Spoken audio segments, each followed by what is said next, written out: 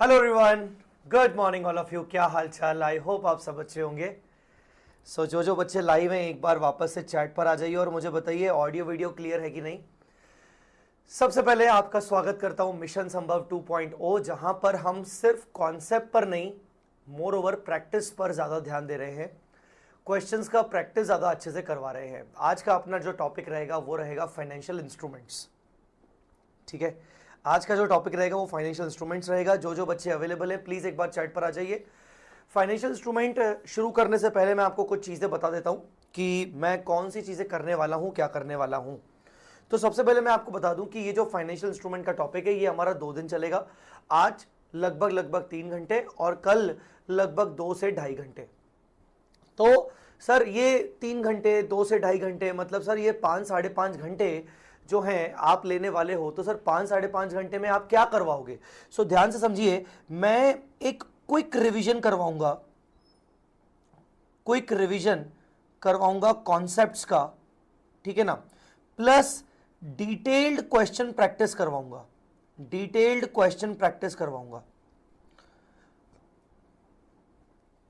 I hope यहां पर जितने भी स्टूडेंट्स हैं जो ये रिवीजन लेक्चर्स देखने आए हैं उनको ये प्रॉब्लम नहीं है कि सर फाइनेंशियल इंस्ट्रूमेंट आता नहीं है। उनको ये प्रॉब्लम है कि सर फाइनेंशियल इंस्ट्रूमेंट के साथ ना यूट्यूब पे ना बहुत सारे रिवीजन लेक्चर्स अवेलेबल हैं, मेरे खुद के रिवीजन लेक्चर्स अवेलेबल हैं। प्रॉब्लम ये नहीं है, प्रॉब्लम ये है कि सर क्वेश्चंस की प्रैक्टिस अगर अच्छे से हो जाए तो क्या है, कॉन्फिडेंस हमारा बढ़ जाएगा। सो हमारी क्वेश्चंस की प्रैक्टिस भी होगी और प्रैक्टिस अच्छे खासे क्वेश्चंस की प्रैक्टिस होगी। कैसे प्रैक्टिस होगी, कहां से प्रैक्टिस होगी, ध्यान से सुनिएगा। ये मस्ट डू क्वेश्चन लिस्ट मैंने प्रोवाइड किया हुआ है, पीडीएफ प्रोवाइड किया हुआ है। अभी तक अगर आपने डाउनलोड नहीं किया है तो आप इस वीडियो के डिस्क्रिप्शन में जाके डाउनलोड कर सकते हो। तो अगर आप उसमें देखोगे तो मैंने फाइनेंशियल इंस्ट्रूमेंट के लगभग 20 क्वेश्चंस लिए हैं। तो मेरा ये टारगेट है कि मुझे ये 20 क्वेश्चंस आपको कवर करवाने हैं रिवीजन के साथ साथ, ठीक है ना। रिवीजन कहां से करेंगे? रिवीजन करने के लिए मैं आपको ये दे रहा हूं अपना कंसेप्ट बुक। ये कंसेप्ट बुक मैंने पूरा का पूरा फ्रीली अवेलेबल किया है और ये कंसेप्ट बुक मैंने अभी पूरा नया बनाया है, जिससे आप सारे टॉपिक्स को बहुत ही क्विकली और आसानी से रिवाइज कर सकते हो एग्जाम अप्रोच के अकॉर्डिंग, कि एग्जाम में क्वेश्चन कैसे सॉल्व होगा उसके अकॉर्डिंग। तो ये जो है लगभग 28 पेजेस के नोट्स है। इन नोट्स में से हम रिवीजन करेंगे और हम प्रैक्टिस करेंगे फाइनेंशियल इंस्ट्रूमेंट की मस्ट डू क्वेश्चन लिस्ट से।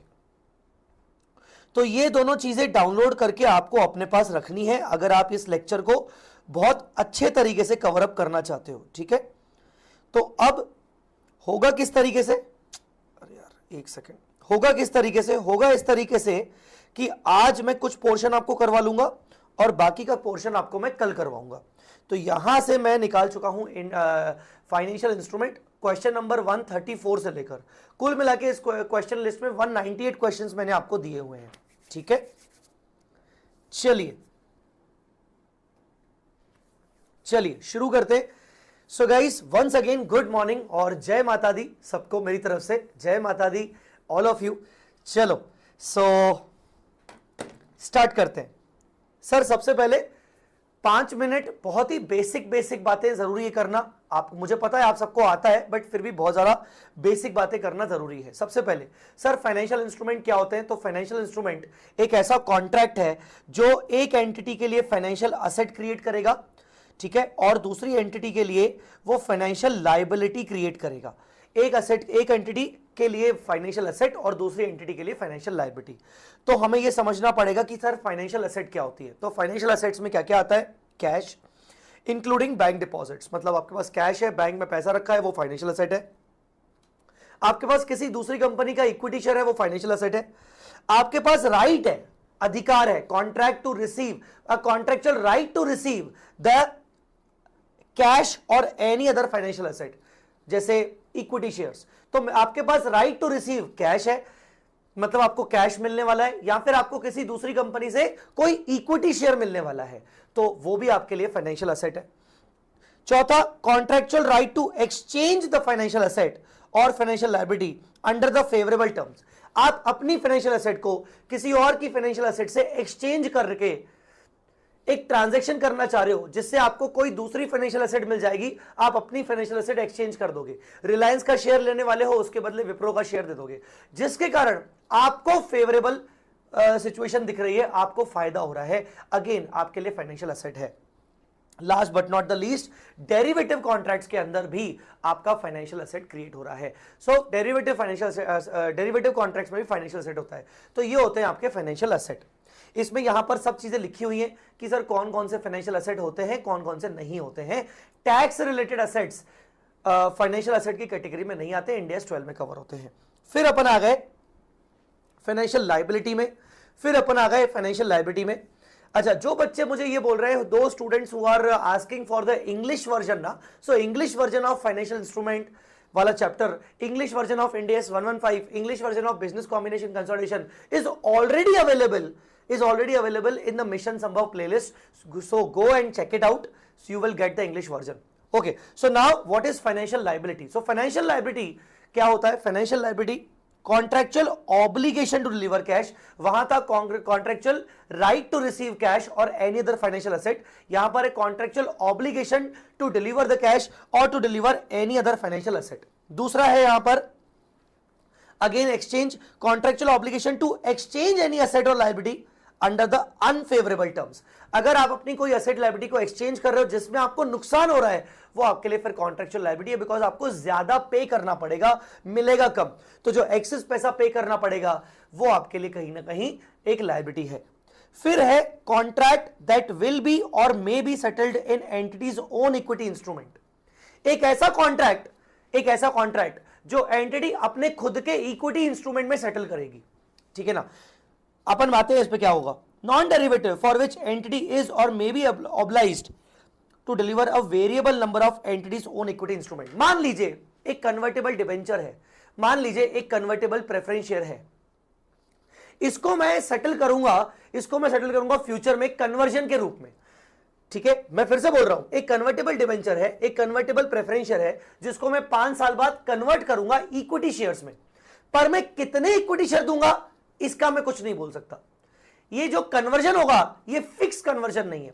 अगर ऐसा कोई इंस्ट्रूमेंट है जैसे डिबेंचर, जैसे प्रेफरेंस शेयर, जैसे बॉन्ड, जो एंटिटी अपने खुद के इक्विटी शेयर में कन्वर्ट करेगी, पर कितने नंबर ऑफ शेयर्स में कन्वर्ट करेगी ये नहीं पता, तो ऐसे केस में इस convertible debenture, convertible preference share को भी लायबिलिटी मानेंगे, भले वो इक्विटी में कन्वर्ट होने वाला है, पर क्योंकि ये नहीं पता कि कितने नंबर ऑफ इक्विटी शेयर्स होंगे, वेरिएबिलिटी इन्वॉल्व है, इसीलिए हम इसको फाइनेंशियल लायबिलिटी मानेंगे।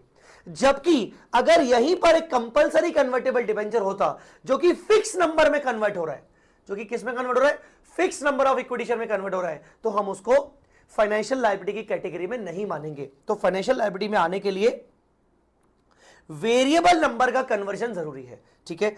उसके बाद लास्ट डेरिवेटिव इंस्ट्रूमेंट्स, अगर अनफेवरेबल पोजीशन होती है तो डेरिवेटिव इंस्ट्रूमेंट्स भी फाइनेंशियल लायबिलिटी होते हैं। यहां पर आपको लिखा हुआ है आंसर कि कौन से होंगे, कौन से नहीं होंगे। फिर उसके बाद अपन आगे बढ़ेंगे, what is equity. So equity क्या होता है? बेसिकली इक्विटी मतलब any particular contract where the entity has residual interest, residual interest in the net assets of the entity, या फिर इसको दूसरी भाषा में any particular contract where there is no obligation to make a fix payment, so no fix obligation to make the payment, so any contract where entity is not obliged to पे the money. अगर end में बचा तो मिलेगा, नहीं बचा तो नहीं मिलेगा। So residual interest in the net assets of the entity, ठीक है। सो ये हो गया इक्विटी। चलिए ये हो गया इक्विटी। हाँ, कुछ स्पेशल कैटेगरी फाइनेंशियल इंस्ट्रूमेंट्स अपन पढ़ लेते हैं, देख लेते हैं। जैसे आपके आप फंड्स को बोरो करते हो in the form of debentures and preference shares, ठीक है, in the form of debenture and preference share. इसका जो इंटरेस्ट या डिविडेंड है ना, वो मैंडेटरी मुझे पे करना ही पड़ेगा। तो ये हो गया कहीं ना कहीं फाइनेंशियल लायबिलिटी, मुझे हर साल इसका इंटरेस्ट एंड डिविडेंड पे करना पड़ेगा। बोरोड फंड्स एंड डिबेंचर्स और प्रेफरेंस शेयर्स आपने इशू किए। इंटरेस्ट और डिविडेंड इज डिस्क्रिशनरी, डिस्क्रिशनरी मतलब अगर पैसे हुए, प्रॉफिट हुआ तो पे करेंगे, नहीं तो नहीं करेंगे, तो भी ये फाइनेंशियल लायबिलिटी है, बिकॉज चांसेस टू पे आर हायर, ठीक है। और बोरोड फंड्स है, प्रिंसिपल तो पे रीपे करना ही पड़ेगा, इसलिए स्टिल ये फाइनेंशियल लायबिलिटी, ठीक है। अब आते हैं कन्वर्टेबल डिबेंचर। ऊपर के दो कन्वर्टेबल नहीं थे, इसलिए मैंने बोला कि प्रिंसिपल तो कैश में पे करना ही पड़ेगा, इसलिए दोनों फाइनेंशियल लायबिलिटी हो गए। अब आ गए कन्वर्टेबल डिबेंचर और प्रेफरेंस शेयर इशूड, कन्वर्टेबल किए, तो क्या ये वेरिएबल नंबर में कन्वर्टेबल है? हां, तो अभी अभी मैंने आपको पढ़ाया, ये हो गए आपके फाइनेंशियल लायबिलिटी। अगर कन्वर्टेबल डिबेंचर है, कन्वर्टेबल प्रेफरेंस शेयर है, अगर वो variable number of equity share में कन्वर्ट होने वाले हैं, वेरिएबल मतलब टोटल मिला के कितने इक्विटी शेयर मिलेंगे ये नहीं पता, वेरिएबल है, ठीक है, तो ये आपका स्टिल फाइनेंशियल लायबिलिटी है। जैसे आपका 10 लाख का बॉन्ड वैल्यू है, ठीक है ना, 10 लाख का वैल्यू है, मैं इसको फ्यूचर में जाके इक्विटी शेयर में कन्वर्ट करूंगा। इक्विटी शेयर की मार्केट वैल्यू अगर 50 रुपए हुई तो 10 लाख डिवाइड बाय 50 मतलब 20,000 शेयर मिलेंगे, ठीक है। और अगर इक्विटी शेयर की मार्केट वैल्यू 25 रुपए हुई तो 10 लाख डिवाइड बाय 25 मतलब 40,000 शेयर्स मिलेंगे। तो नंबर ऑफ शेयर्स डिपेंड करता है market price of equity share के ऊपर, मतलब कहीं ना कहीं वेरिएबिलिटी है, तो ये स्टिल फाइनेंशियल लायबिलिटी है, क्योंकि मुझे इन एनी वे 10 लाख रुपए को सेटल करना ही है। 10 लाख रुपए को सेटल करना है by way of either 50 rupees, 25 rupees, any other market value of share. So here I have to settle 10 lakh exactly, तो इसीलिए ये फाइनेंशियल लायबिलिटी हुआ। कन्वर्टेबल डिबेंचर और preference share if compulsory convertible into fix number, अगर ये compulsory convertible है और fix number of equity share में कन्वर्ट है तो ही ये इक्विटी कैटेगरी में आएगा। किस कैटेगरी में आएगा? इक्विटी कैटेगरी में आएगा। आई मेरी बात समझ में? सभी लोग मुझे जल्दी चैट पर बताइए ये आपको टेबल समझ में आ रहा है कि नहीं। एंड लास्ट, कन्वर्टेबल डिबेंचर है पर ये ऑप्शनली कन्वर्टेबल है इनटू फिक्स नंबर। अब फिक्स में तो कन्वर्ट होगा, पर अगर कन्वर्ट हुआ तो पहली बात तो इसमें ऑप्शन जुड़ा हुआ है, इसका मतलब ये हुआ कि हो सकता है ये कन्वर्ट इक्विटी शेयर में ना हो सकता है मुझे कैश देना पड़े। इसका मतलब चांसेस टू पे the cash is equally important, hence it is again a financial liability. ये भी क्या होगा? ये फाइनेंशियल लायबिलिटी ही होगा। आई मेरी बात समझ में? तो यहां पर सिर्फ अगर आप देखोगे इक्विटी सिर्फ एक कैटेगरी में आता है जहां पर कंपल्सरी कन्वर्जन हो plus fix number of equity share में कन्वर्जन हो। चलिए, ये जो फाइनेंशियल इंस्ट्रूमेंट्स होते हैं इसके अंदर फाइनेंशियल एसेट निकल गई, फाइनेंशियल लायबिलिटी निकल गई, इक्विटी निकल गई, तो इनकी जो इनकम एक्सपेंसेस होती है उसको कहां ले जाया जाता है?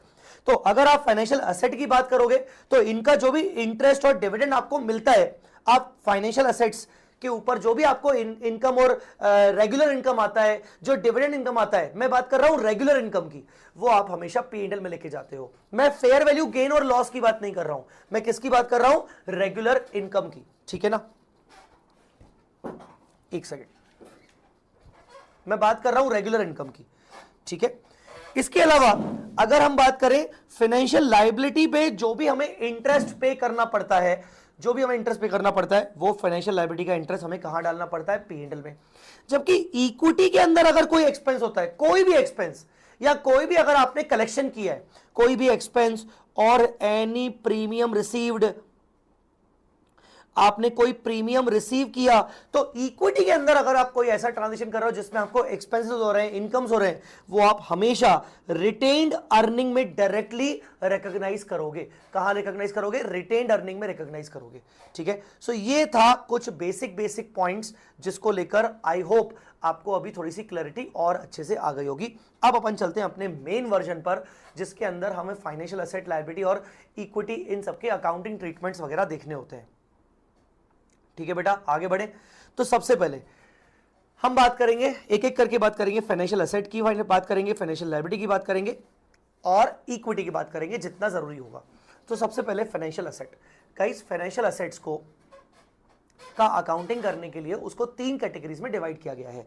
एक होता है अमोर्टाइज कॉस्ट कैटेगरी, ठीक है। दूसरा होता है फेयर वैल्यू थ्रू OCI और तीसरा होता है फेयर वैल्यू थ्रू P&L। तो 3 कैटेगरीज होती हैं, amortise cost category, fair value through OCI category, fair value through P&L category. तो ये 3 कैटेगरीज होती है, ठीक है बेटा। अब अगर ये 3 कैटेगरीज है तो तीनों कैटेगरीज का अकाउंटिंग ट्रीटमेंट अलग अलग होता है। तो पहले तो हमें यह समझना पड़ेगा कि किसी भी फाइनेंशियल एसेट को इन 3 कैटेगरीज के अंदर कैसे कैसे हमें डालना है, कैसे कैसे हम ले जाएंगे। तो सबसे पहले फाइनेंशियल एसेट अगर अमोर्टाइज कॉस्ट कैटेगरी की है तो उसके क्या क्या फीचर्स हैं। तो यहां पर आपको यह देखना है कि क्या एंटिटी जिसके पास फाइनेंशियल एसेट है उस एसेट को एंटिटी मेच्योरिटी डेट तक होल्ड करना चाहती है? क्या एंटिटी का इंटेंशन असेट को मेच्योरिटी तक होल्ड करने का है और सारे के सारे कॉन्ट्रैक्चुअल कैश फ्लोस जो भी उसमें इन्वॉल्व है, कॉन्ट्रैक्चुअल कैश फ्लोस, जैसे मैंने अपने स्टाफ को एडवांस दिया, मैंने एफडी करवाई, मतलब कॉन्ट्रैक्चुअल कैश फ्लो मतलब उस पर्टिकुलर असेट के थ्रू कॉन्ट्रैक्चुअली मुझे कितना कितना रीपे होने वाला है, मुझे कितना कितना रिटर्न आने वाला है। कॉन्ट्रैक्चुअल कैश फ्लो मतलब मुझे कितना प्रिंसिपल का रिटर्न आने वाला है, मुझे कितना इंटरेस्ट का रिटर्न आने वाला है। तो क्या मैं अपनी एसेट को टिल मैच्योरिटी तक होल्ड करना चाहता हूं so that I can collect all the contractual cash flows? अगर ऐसा है तो मैं अपनी उस फाइनेंशियल एसेट को अमोर्टाइज कॉस्ट कैटेगरी में रखूंगा। इसके लिए कीवर्ड क्या है? कीवर्ड है इसके लिए hold to collect and SPPI, मतलब अब होल्ड करके रख रहे हो to collect the contractual cash flow till maturity, and SPPI का फुल फॉर्म है solely the payment of principal and interest, SPPI, solely the payment of principal interest। तो आपका इंटेंशन है मेच्योरिटी तक होल्ड करके रखना so that you can collect all the contractual cash flow, and आपके cash flow के अंदर सिर्फ दो ही टाइप के पेमेंट्स आएंगे, principal and interest, so only the payment of principal interest. अगर ऐसा है, अगर ऐसी एसेट है तो आप उसको कहां कैटेगराइज करोगे? अमोर्टाइज कॉस्ट कैटेगरी में लेके जाओगे, जैसे कि फिक्स्ड डिपॉजिट्स आप मेच्योरिटी तक होल्ड करते हो, इन्वेस्टमेंट्स इन अनलिस्टेड डिबेंचर्स और बॉन्ड्स, क्योंकि अनलिस्टेड है तो मार्केट में आप उसको शायद बेचोगे ही नहीं कभी, क्योंकि मार्केट में बेचने का अपॉर्चुनिटी आपको मिलेगा ही नहीं। Trade receivables, debtors, loan receivables, staff advance, ये सारे के सारे असेट्स आपके फाइनेंशियल असेट्स कैटेगरी के हैं और आप इनको एएमसी कैटेगरी में डालते हो। Any financial asset which does not have fixed maturity date will not cover under this category। अब आपको यह देखना है कि कोई ऐसी फाइनेंशियल असेट्स है क्या जिनका कोई फिक्स मैच्योरिटी नहीं होता, जैसे कि इक्विटी शेयर्स। अगर आपने किसी कंपनी के इक्विटी शेयर में इन्वेस्टमेंट किया है तो उसका कोई फिक्स मैच्योरिटी नहीं है, तो इसका मतलब वो एएमसी कैटेगरी में नहीं आएगा। एएमसी बोल रहा हूं मतलब अमोर्टाइज कॉस्ट, एएम और सी इसका, ठीक है। बोलो बेटा क्लियर हुआ कि नहीं? बोलो बेटा क्लियर हुआ कि नहीं? Contractual cash flows does not include capital appreciation. Very good बेटा, बहुत बढ़िया। कॉन्ट्रैक्चुअल कैश फ्लोज में कैपिटल एप्रिसिएशन नहीं आता, सिर्फ प्रिंसिपल और इंटरेस्ट आता है, नो कैपिटल एप्रिसिएशन, ठीक है ना। तो नो कैपिटल एप्रिसिएशन, बहुत बढ़िया, नो कैपिटल एप्रिसिएशन, ठीक है। आगे बढ़ते हैं। दूसरी एसेट कौन सी होती है? दूसरी एसेट होती है fair value through OCI, fair value through OCI. अब देखो, ऐसी एसेट्स जिनका मैच्योरिटी पीरियड हो सकता है, ऐसा नहीं कि मैच्योरिटी नहीं है, जिनकी फिक्स मैच्योरिटी है, पर मेरा इंटेंशन नहीं है कि मैं उनको फिक्स मैच्योरिटी तक हेल्ड करूं, मेरा इंटेंशन नहीं है कि मैं उनको एंड टिल मैच्योरिटी तक होल्ड करूं, शायद मैं उनको मैच्योरिटी से पहले ही बेच दूंगा, जिसमें मुझे प्रिंसिपल और interest till the date of holding, मुझे प्रिंसिपल और इंटरेस्ट का रिटर्न तो मिलेगा ही मिलेगा, पर जो भी कैपिटल एप्रिसिएशन हो रहा है मैं उसको भी कैश में रियलाइज करना चाहता हूं बाय वे ऑफ सेल। अगर ऐसा है तो मैं उस पर्टिकुलर असेट को एफबीटी ओसीआई में कैटेगराइज करूंगा। तो यहां पर इंटेंशन क्या है? Not to hold the asset till maturity, मैं असेट को मैच्योरिटी तक होल्ड नहीं करना चाह रहा हूं, ठीक है ना। और सेल इट बिफोर मैच्योरिटी, मैं इसको शायद मैच्योरिटी से पहले सेल कर सकता हूं अगर मुझे रिक्वायरमेंट हुई तो, ठीक है ना। और ऐसी एसेट्स को हम हमेशा फेयर वैल्यू करते हैं और फेयर वैल्यू करने पर जो भी डिफरेंस आता है हम उसको ओसीआई में लेके जाते हैं। कहां लेके जाते हैं? ओसीआई में लेके जाते हैं। आई मेरी बात समझ में कि नहीं? बोलो बेटा क्लियर हुआ कि नहीं? Sir loan repayable on demand, guys बेटा अभिषेक कुमार, आप ना फाइनेंशियल लायबिलिटी की बात कर रहे हो, हम यहां पर फाइनेंशियल एसेट पढ़ रहे हैं। आप अपना लोन रीपेबल ऑन डिमांड अपना अभी बचा के रखिए, मैं अभी आपको थोड़ी देर बाद बताऊंगा कि लोन रीपेबल ऑन डिमांड का क्या होगा, बिकॉज वो फाइनेंशियल लायबिलिटी कैटेगरी में आएगा। तो आइए वापस बात करते हैं।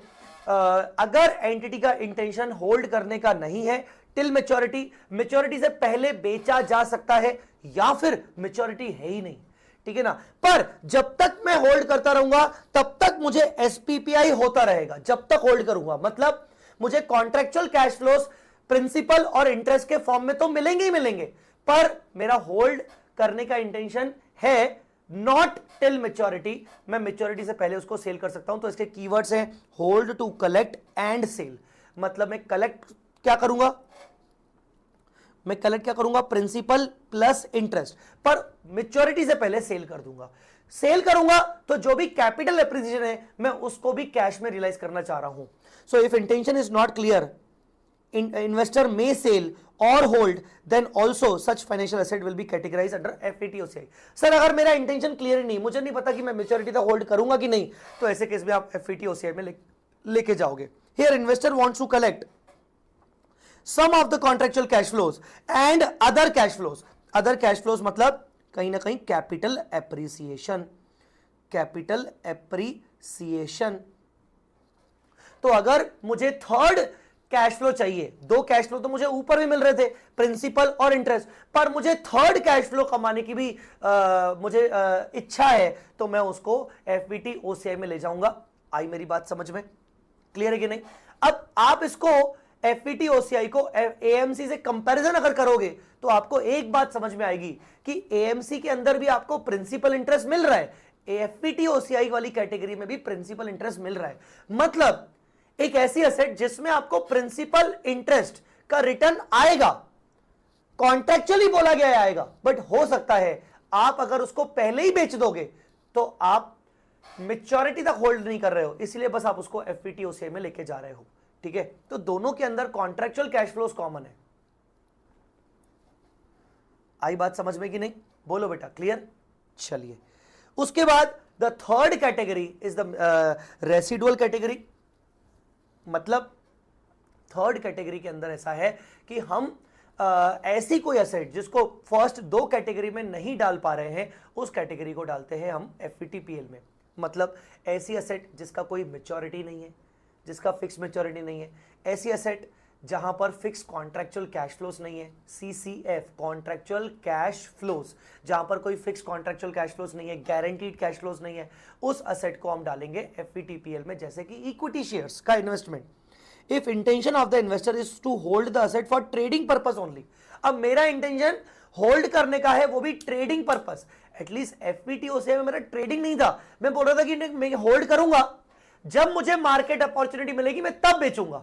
तो हो सकता है यहां पर लॉन्ग टर्म पर्पस हो, पर अगर मेरा इंटेंशन वेरी शॉर्ट टर्म है या शॉर्ट टर्म पर्पस है, मैं सिर्फ ट्रेडिंग करने के पर्पस से कोई असेट खरीद रहा हूं, then such financial asset shall be measured at fair value and the difference is transfer to profit and loss. These financial assets which does not provide guaranteed contractual cash flows comes under this category। ऐसी कोई भी financial asset जो आपको कोई भी guaranteed CCF नहीं देती, no guaranteed CCF, no guaranteed CCF, कोई भी गारंटीड CCF आपको नहीं देती है। आई मेरी बात समझ में? कोई भी गारंटीड कॉन्ट्रैक्चुअल कैश फ्लोज आपको नहीं देती है। ठीक है, उसको बोलते हैं आप FVTPL, जैसे कि investment in equity shares of another company और डेरिवेटिव इंस्ट्रूमेंट्स। तो सर आपका कहना है कि इन्वेस्टमेंट इन इक्विटी शेयर्स जो होते हैं वो कहीं ना कहीं इसके अंदर जाते हैं FVTPL में? हाँ जी, वो किसके अंदर जाते हैं? FVTPL में ही जाते हैं। आई मेरी बात समझ में? बट उसका एक एक्सेप्शन है, तो investment in equity shares FVTPL में जाते हैं, ये जनरल रूल है, पर उसका एक्सेप्शन क्या है? एक्सेप्शन क्या है?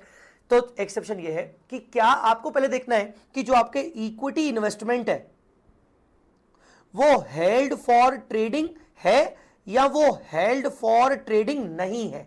अगर वो हेल्ड फॉर ट्रेडिंग है तो आप उसको हमेशा FVTPL में डालोगे, पर अगर वो हेल्ड फॉर ट्रेडिंग नहीं है, ठीक है ना, तो आपके पास चॉइस है, आप चाहो तो आप उसको FVTPL में डाल सकते हो, पर ये चॉइस आपकी इररिवोकेबल करके है। मतलब अगर आपने ये ऑप्शन लिया FVT OCI में डालने का इक्विटी इन्वेस्टमेंट को, जिसकी डिफॉल्ट कैटेगरी तो FVTPL ही होती है, चाहे होल्ड फॉर ट्रेडिंग हो चाहे हेल्ड फॉर ट्रेडिंग ना हो, पर आपको हम एक एडिशनल चॉइस दे रहे हैं कि नॉट हेल्ड फॉर ट्रेडिंग को आप FVT OCI में डाल सकते हो, but this is an irrevocable option. मतलब if you apply that option, then you have to apply for the entire life of that particular asset।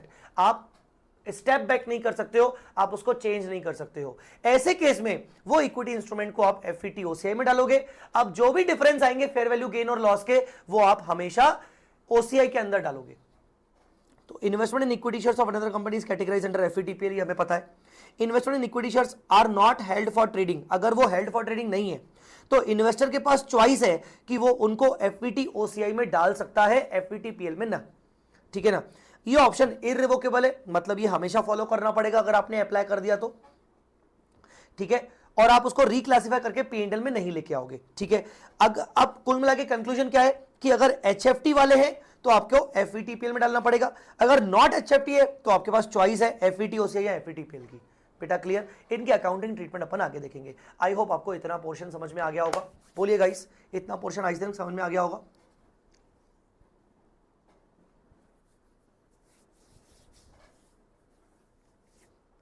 ठीक है, नहीं ऑफ कोर्स मैंने बोला कि एफईटी ओसीआई में अगर एक बार चले गए तो वापस एफईटीपीएल में नहीं आ सकते, पर एफईटीपीएल में अगर आप उसको कैटेगराइज कर रहे हो और आगे चल के एफईटी ओसीआई में जाना चाहते हो तो नॉट एन इशू, कोई दिक्कत नहीं है, ठीक है। चलो आगे बढ़ते हैं। तो अकाउंटिंग ट्रीटमेंट, अब ये हो गया आपके तीनों फाइनेंशियल एसेट्स। अब आपको ये समझ में आ गया कि एएमसी में कुछ फाइनेंशियल एसेट्स आती हैं, एफईटी ओसीआई में कुछ फाइनेंशियल एसेट्स आती हैं। अच्छा, एफईटी ओसीआई की फाइनेंशियल एसेट्स का देखो, investment in government bonds where investment period is likely to be shorter than the maturity period.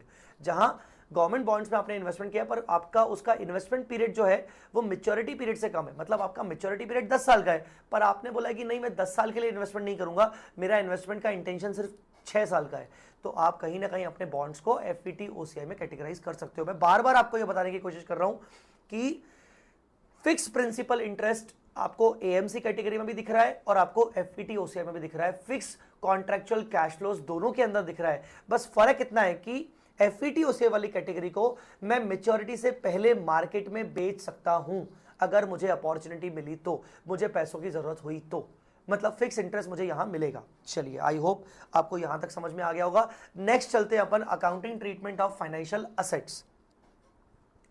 Next is accounting treatment of financial assets. तो financial assets का accounting treatment समझते हैं।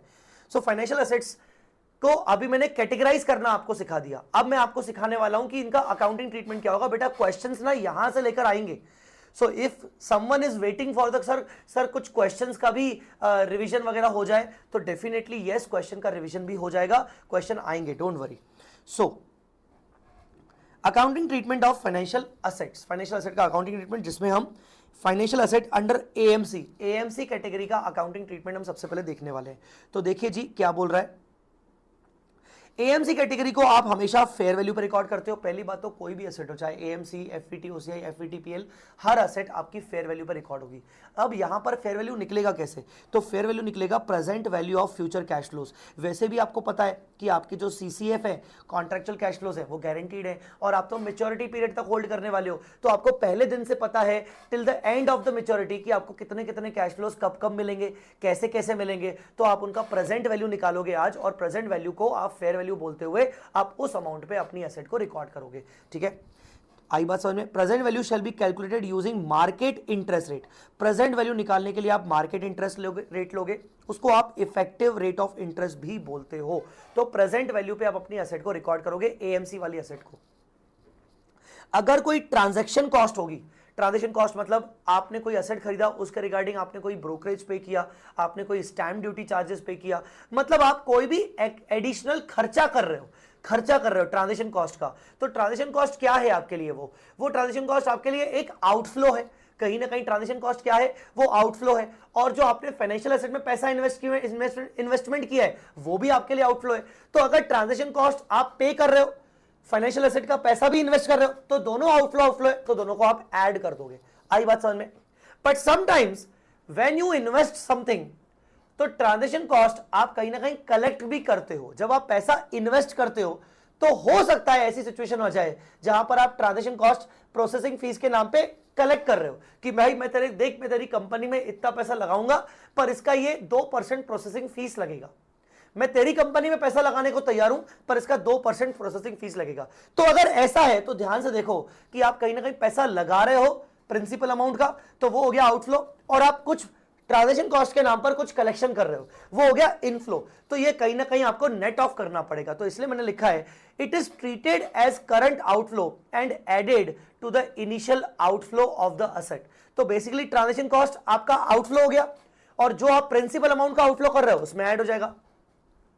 If it is inflow then deduct from initial outflow, और अगर मान लो आप collect कर रहे हो तो आपको इनिशियल आउटफ्लो से माइनस करना पड़ेगा। जैसे आप अपने स्टाफ को लोन दे रहे हो 5 लाख रुपए, तो ये तो आपका आउटफ्लो हुआ, आप लोन दे रहे हो, पर आपने स्टाफ को बोला कि उसके लिए भाई 2% या 5% का फीस लगेगा, तो 5 लाख का 5% का 25,000 का फीस लगेगा, उससे आप कलेक्ट कर रहे हो, ठीक है ना, उससे आप कलेक्ट कर रहे हो। तो लॉजिकली आप बोलोगे कि आपने नेट 475 का लोन दिया है, ये आपका आउटफ्लो है, नेट आउटफ्लो है।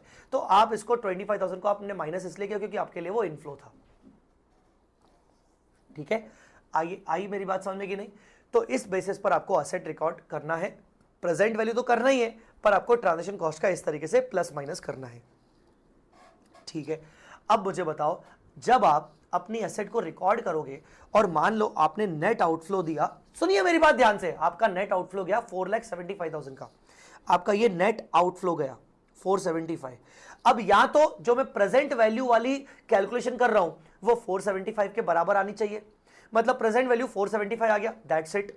पर अगर मान लो प्रेजेंट वैल्यू जो आया वो आया 470, वो आया 460, तो इसका मतलब मैं कह रहा हूं कि अगर मान लो कोई डिफरेंस आ गया, difference between the total outflow, मतलब जो ये आपने आउटफ्लो किया है, and the present value of present value, मतलब प्रेजेंट वैल्यू मतलब ये फेयर वैल्यू, अगर डिफरेंस आ गया तो क्या करोगे? आप उस डिफरेंस की अकाउंटिंग करोगे, आपको उस डिफरेंस को अकाउंट फॉर करना पड़ेगा।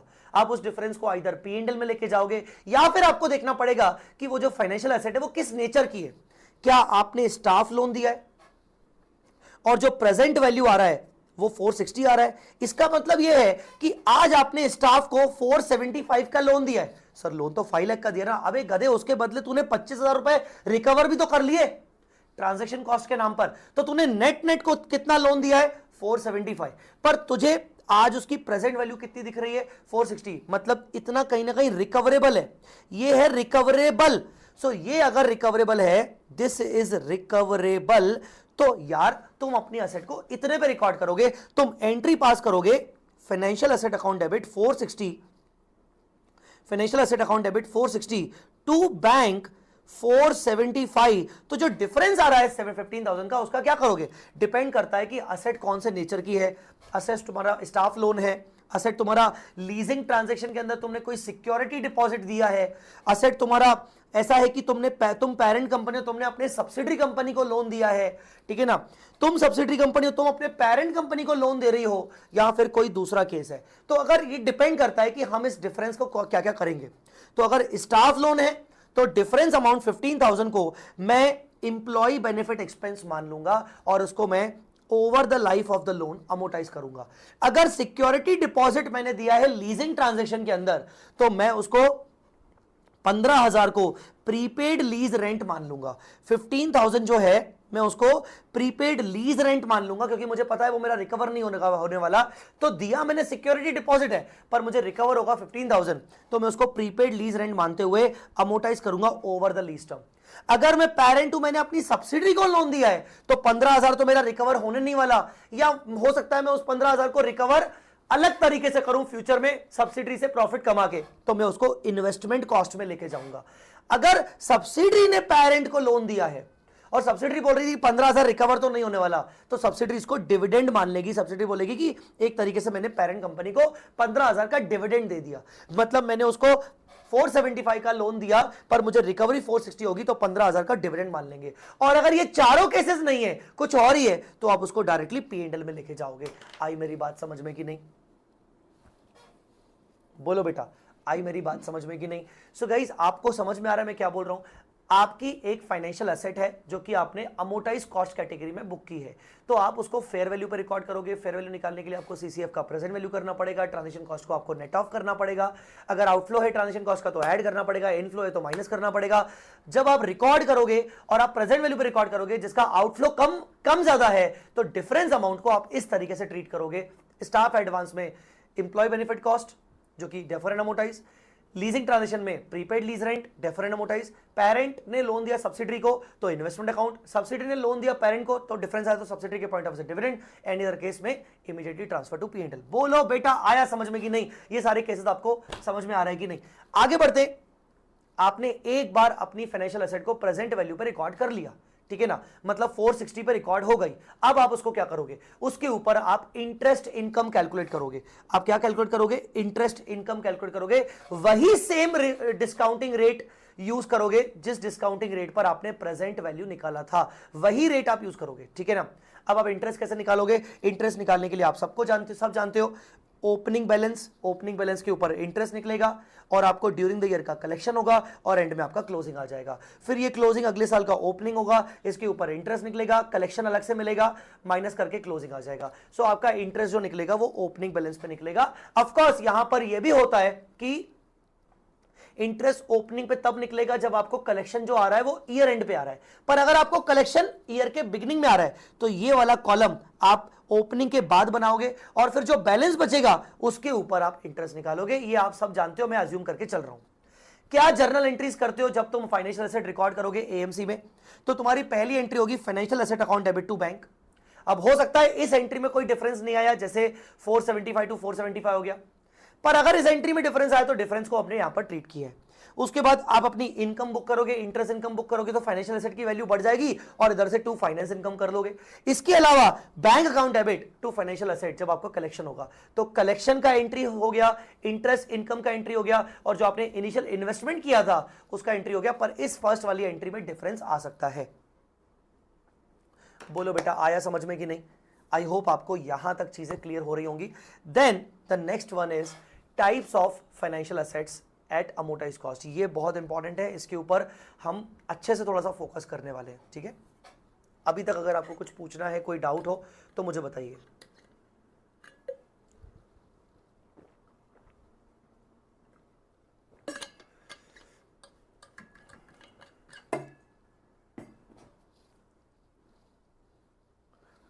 बताइए जी।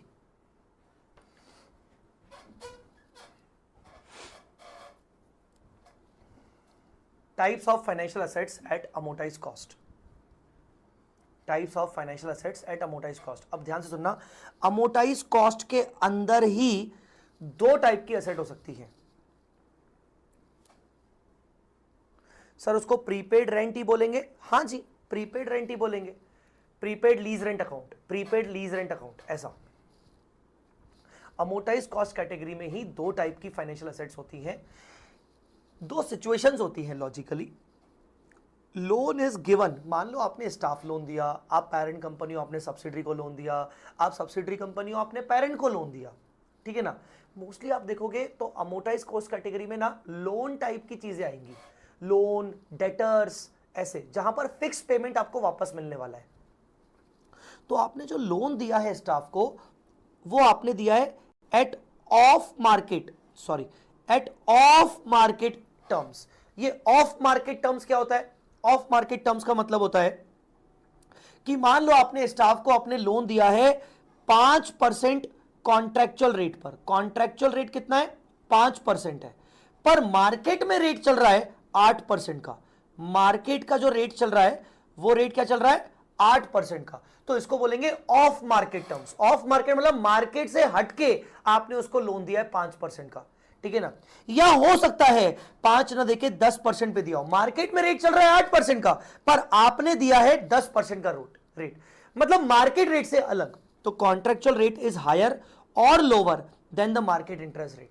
आपको यह देखना है कि क्या मार्केट का इंटरेस्ट रेट अलग है और आपका कॉन्ट्रैक्चुअल रेट ऑफ इंटरेस्ट अलग है क्या? अगर ऐसा है तो यह ऑफ मार्केट टर्म्स माना जाएगा। अगर ये ऑफ मार्केट टर्म्स होगा तो आप क्या करोगे? आप जो प्रेजेंट वैल्यू करोगे of the future cash flows, तो क्या वो आप अपने कॉन्ट्रैक्चुअल रेट पे ही प्रेजेंट वैल्यू निकालोगे? The answer is no.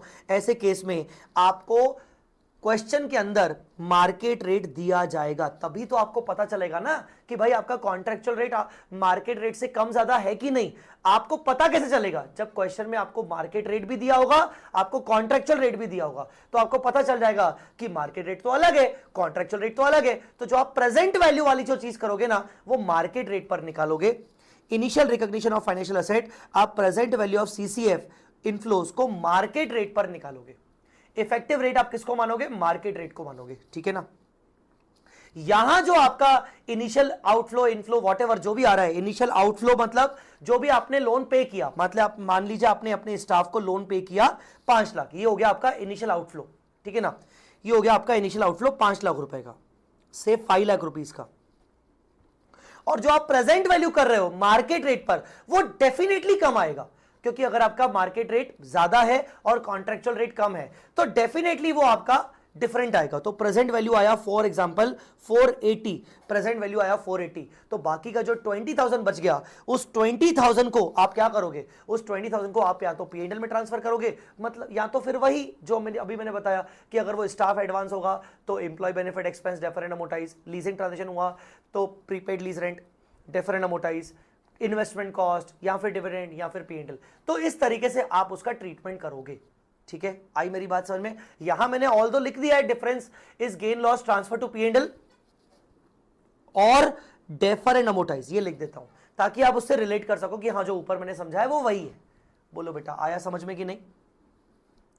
Difference आपका नेचर के अकॉर्डिंग, यस रवि गुप्ता, ठीक है। बोलो बेटा, ये होता है ऑफ मार्केट टर्म्स। अगर आप ऑफ मार्केट टर्म्स पे लोन दे रहे हो तो अच्छा मुझे बताओ, ऐसा अगर होगा तो क्या होगा? चलो मुझे जल्दी बताओ, ऑफ मार्केट टर्म्स में आप मुझे बताओ कि मैंने 5 लाख रुपीस का लोन दिया है, 5 लाख रुपीस का लोन दिया है एट, जल्दी मुझे कैलकुलेटर पे करके बताना, एट 10% पर, जबकि जो मार्केट रेट चल रहा है, जो मार्केट रेट चल रहा है वो चल रहा है 8% का, मतलब मैंने ज्यादा पे दिया है। अब आप देखो क्या हो रहा है, अब मैंने ज्यादा पे दिया है। अच्छा, इसका रीपेमेंट कैसा है? 1 2 3, मुझे हर साल इंटरेस्ट मिलेगा और तीसरे साल में इंटरेस्ट के साथ लमसम प्रिंसिपल मिल जाएगा। तो first year I will get 50, second year I will get 50, third year I will get 550।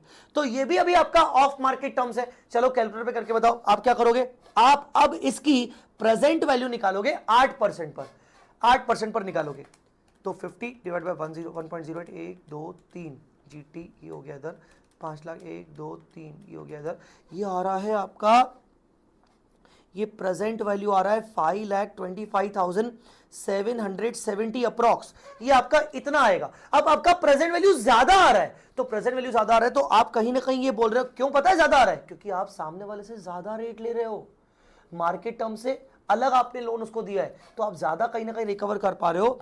525,770, जबकि लोन दिया था आपने उसको 5 लाख रुपए का, तो जो 25,770 का जो डिफरेंस आया, अगेन अब आपने अगर स्टाफ को लोन दिया था तो आपकी वो एम्प्लॉय बेनिफिट एक्सपेंस है, आप उसको डेफर एंड अमोर्टाइज करोगे, मतलब वो इनकम है, आप उसको डेफर इनकम मानोगे, ठीक है ना। लीजिंग ट्रांजेक्शन है तो आप प्रीपेड लीज इनकम बोलोगे आप उसको, मतलब आप अपनी मेन लीज एक्सपेंस उसको नेट ऑफ करोगे, अल्टीमेटली आप डेफर एंड अमोर्टाइज करोगे और कोई दूसरा केस नहीं होता P&L में डालोगे। आई मेरी बात समझ में? बोलो बेटा, क्लियर हुआ कि नहीं? ये होते हैं आपके ऑफ मार्केट टर्म्स। सर पता कैसे चलेगा? अगेन बोल रहा हूं, क्वेश्चन में 2 रेट दिए होंगे, एक कॉन्ट्रेक्चुअल रेट, एक मार्केट रेट, ठीक है। अब देखो दूसरा वाला केस, आपको क्वेश्चन में मार्केट रेट दिया ही नहीं होगा, मार्केट रेट है ही नहीं, तो आप अज्यूम कर लेना कि लोन को आपने मार्केट टर्म्स पे ही दिया है, क्योंकि मार्केट रेट क्वेश्चन में दिया ही नहीं है, तो अब आप कैसे फाइंड आउट करोगे? तो here you have to assume that loan is given at market terms, loan आपने मार्केट टर्म्स पे दिया है, ठीक है ना। तो यहां पर contractual rate is almost equal to the market interest rate, almost आपका मार्केट इंटरेस्ट रेट से इक्वल है। पर फिर यहां पर कौन सी दिक्कत आ सकती है? यहां पर दिक्कत फिर अलग टाइप की आएंगी। दिक्कत यहां पर पता है क्या आएंगी? कि मान लीजिए मैंने लोन दिया 5 लाख रुपए का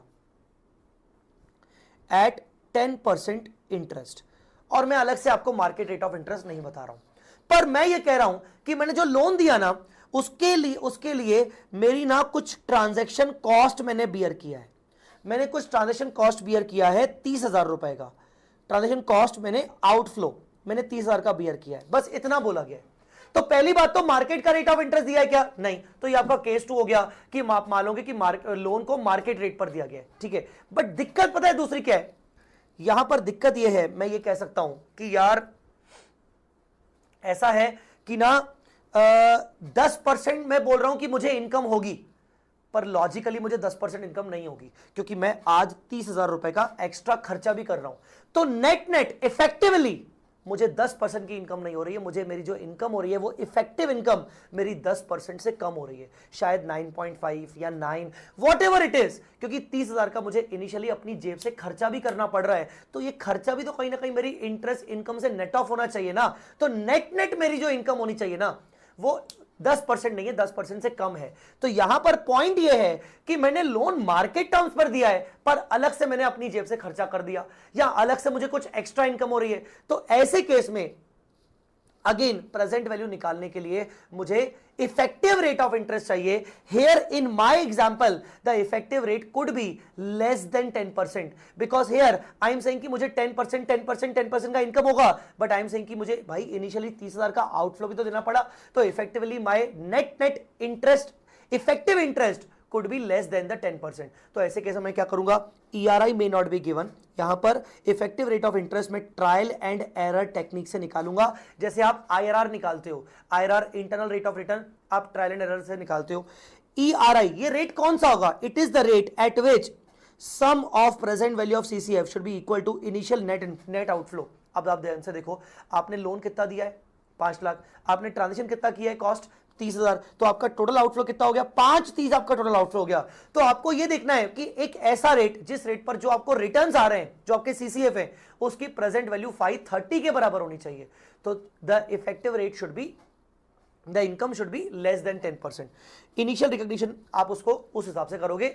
इनिशियल आउटफ्लो जो आपने किया 5 लाख का, इसके अलावा ट्रांजेक्शन कॉस्ट आपने दिया 530 का, तो आप बेसिकली क्या एंट्री करोगे, financial asset account debit 530 to bank 530, ऐसा। इसकी जगह मान लो मेरा ट्रांजेक्शन कॉस्ट का इनफ्लो होता, अगर इनफ्लो होता तो मैं क्या बोलता कि भाई 470 कहीं ना कहीं मैंने आज दिए हैं, जो मुझे 470 ही रिकवर करके मिलने चाहिए, तो 470 मैंने दिए हैं और 470 ही मुझे रिकवर करने मिलने चाहिए। उसके बेसिस पर मेरा रेट ऑफ इंटरेस्ट कहीं ना कहीं ज्यादा होना चाहिए, बिकॉज 10% तो मुझे इनकम मिलेगी, पर 30,000 मुझे आज भी एक एक्स्ट्रा इनकम हुई है, तो मेरा इफेक्टिव रेट 10% से ऊपर होना चाहिए। सो एक ऐसा रेट जिस रेट पर मेरे CCF की प्रेजेंट वैल्यू मेरे 470 के बराबर हो, मेरे 530 के बराबर हो, ऐसा। तो यहां पर आपका डिफरेंस नहीं आएगा, डिफरेंस आपका केस 1 में आता है, यहां पर आपका डिफरेंस नहीं आएगा। मुझे बताओ आया समझ में कि नहीं। तो ऐसे केस में केस 2 में जब आपने लोन को मार्केट टर्म्स पे दिया है, स्टिल आपको इफेक्टिव रेट चाहिए, क्योंकि आपको समझ आ रहा है कि आपने थोड़ा बहुत अलग से या तो खर्चा किया है या तो अलग से इनकम हो रही है, तो इफेक्टिवली आपका जो इनकम का जो रेट है वो कहीं ना कहीं कॉन्ट्रेक्चुअल रेट के बराबर नहीं है। इस वजह से आप एक वो रेट अलग से निकाल रहे हो और उसके हिसाब से आप अकाउंटिंग कर रहे हो। आपने आज जो भी नेट आउटफ्लो दिया है उस पर आप असेट बुक कर रहे हो। आई बात समझ में। इनिशियल गेन लॉस आपका होगा ही नहीं, पॉसिबल ही नहीं है कि यहां पर आपका कोई डिफरेंस आए। बोलो जी, इतना समझ में आया कि नहीं? बोलो जी, यहां तक क्लियर है कि नहीं? तो ये हमने पढ़ा आपका AMC वाला पॉइंट, ये AMC वाला पॉइंट पढ़ा। तो अब मैं आपको कुछ ना क्वेश्चंस करवाने की कोशिश करता हूं कि जिससे आपको AMC वाला पॉइंट आपको समझ में आ जाए। तो देखोगे अगर आप, तो फाइनेंशियल इंस्ट्रूमेंट के क्वेश्चन, मस्ट डू क्वेश्चंस की लिस्ट के जो नंबरिंग है वो आपको दिख रहा है 134। हालांकि ये क्वेश्चंस का मैंने अपनी क्वेश्चन बैंक का नंबरिंग रेफरेंस भी दिया है कि अगर आपको मेरी क्वेश्चन बैंक का रेफरेंस चाहिए तो वो 306 नंबर क्वेश्चन है, ठीक है। सो यहां पर मस्ट डू क्वेश्चंस आपका 134 से शुरू है। अभी इसको छोड़ दो, इसको छोड़ दो, ये मॉडिफिकेशन वाला क्वेश्चन है। आप आ जाओ इस वाले क्वेश्चन को, क्वेश्चन नंबर 136। आप आ जाओ क्वेश्चन नंबर 136 में। तो 136 क्वेश्चन, चलिए हम इसको क्वेश्चन को ट्राई करेंगे पूरा का पूरा।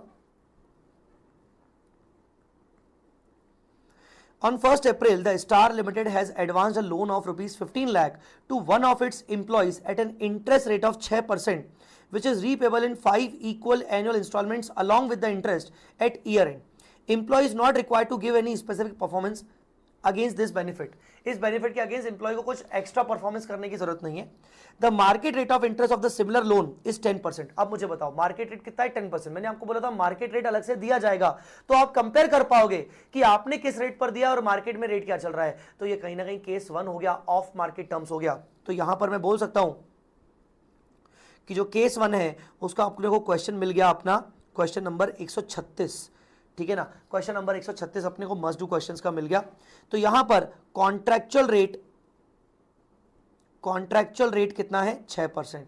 क्वेश्चन प्रैक्टिस पर अपने को अच्छे से ध्यान देना है। So I will be too much sensitive while solving the question. Sensitive means मैं यहां पर थोड़ा ज्यादा डिटेल में जाऊंगा, ठीक है। कॉन्ट्रेक्चुअल रेट 6% हो गया, जबकि मार्केट रेट क्या हो गया, मार्केट रेट हो गया 10%। So loan is given at off market terms, off market terms, अपना लोन ऑफ मार्केट टर्म्स पे है, ठीक है।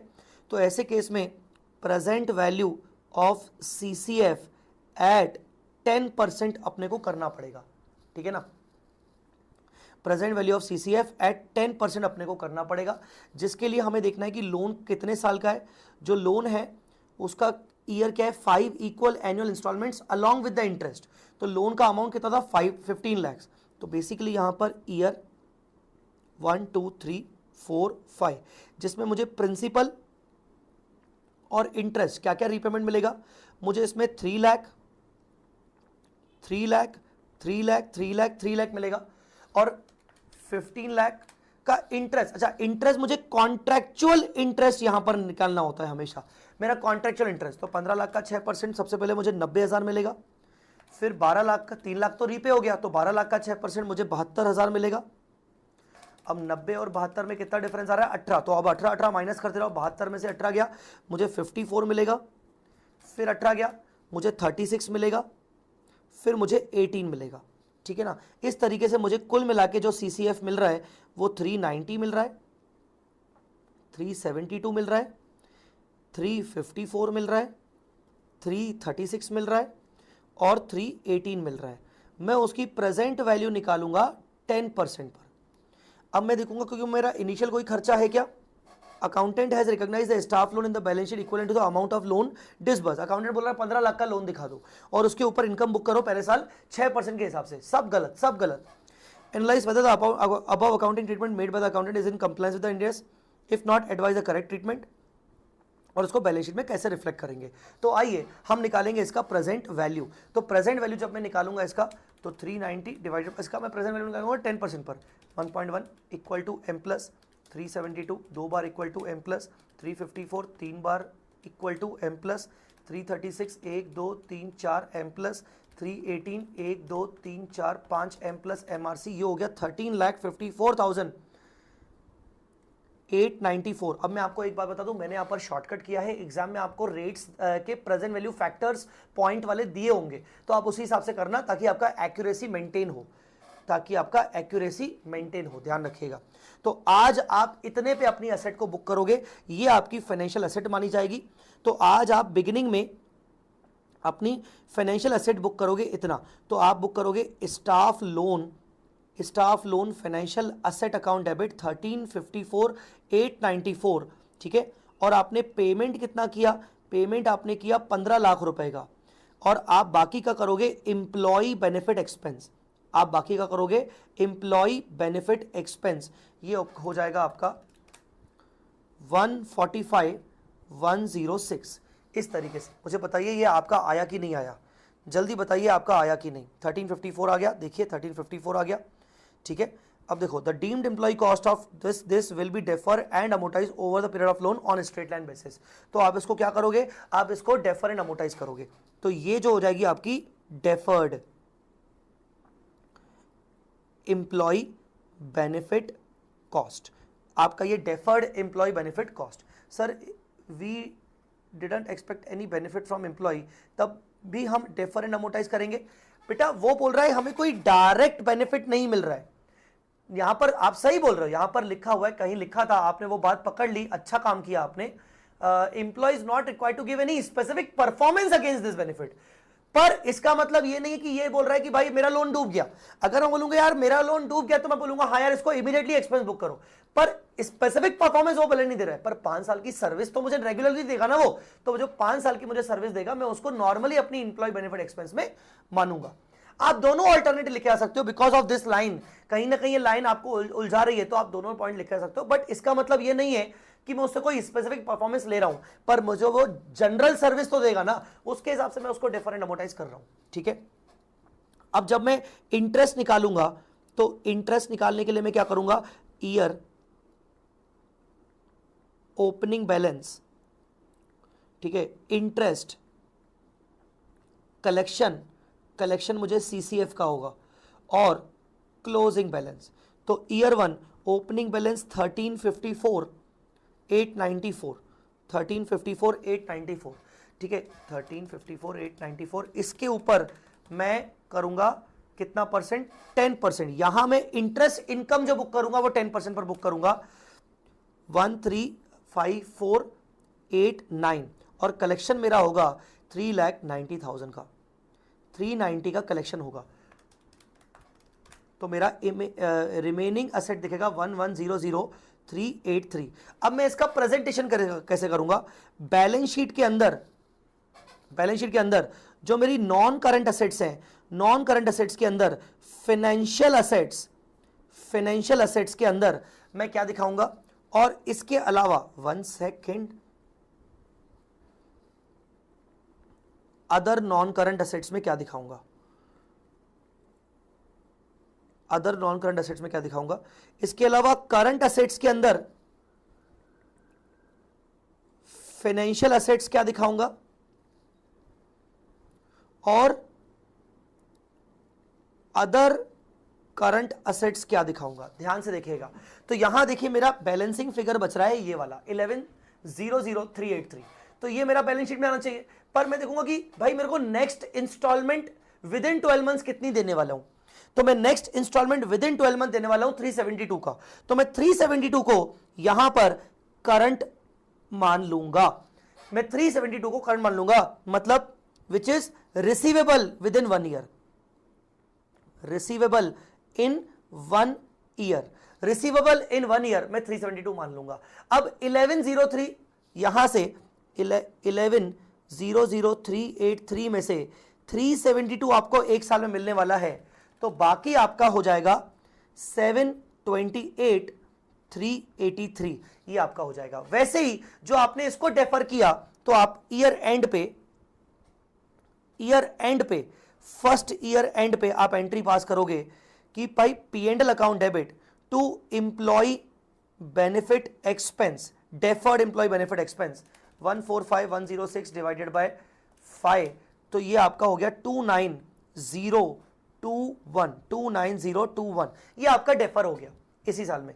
अब आपका रिमेनिंग बैलेंस कितना बचा, बैलेंस कितना बचा 145,106, ये आपका बैलेंस बचा 116085, 116085, ये आपका जो बैलेंस बचा। इसमें से भी आप बोलोगे कि मैं अगले एक साल के अंदर और भी राइट ऑफ करने वाला हूं 29021, तो आप उसको यहां पर करोगे डेफर्ड एम्प्लॉय बेनिफिट एक्सपेंस 29021, ये आपका with in next year right of होने वाला है, और बाकी का डेफर्ड एम्प्लॉय बेनिफिट एक्सपेंस ये आपका होने वाला है, तो 29021 माइनस करके, सॉरी ये आप करोगे 87,064, ठीक है, इस तरीके से आएगा। बोलो बेटा आया समझ में कि नहीं। तो मैंने क्या किया, मेरा जितना भी क्लोजिंग बैलेंस बचा हुआ है उस क्लोजिंग बैलेंस में मैं बोलूंगा कि भाई मैं मेरा next collection with in 12 months मेरा नेक्स्ट कलेक्शन कितना होने वाला है, तो मेरा नेक्स्ट कलेक्शन होने वाला है 372 का, मैं उसको करंट एसेट बता दूंगा। बोलो जी आपको समझ में आया कि नहीं। तो वो भाई पूछ रहा था कि ट्रीटमेंट क्या होगा, और एक्सप्लेन करना है आपको, housing loan should be reflected in the India's compliant balance sheet, balance sheet में कैसे दिखेगा।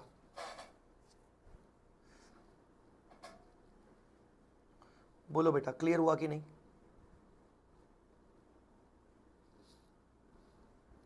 सर इंटरेस्ट ऐड नहीं किया, मैंने इंटरेस्ट ऐड नहीं किया क्या, wait a minute, 1354,894 plus 1354,889 minus 390, किया तो सही बेटा, मेरा 1103 मैंने ऐड किया, इसको ऐड किया, इसको लेस किया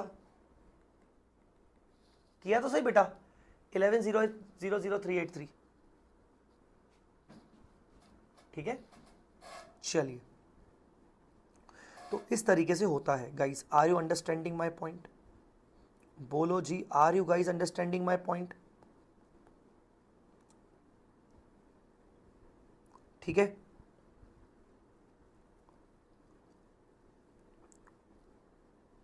क्लियर हुआ।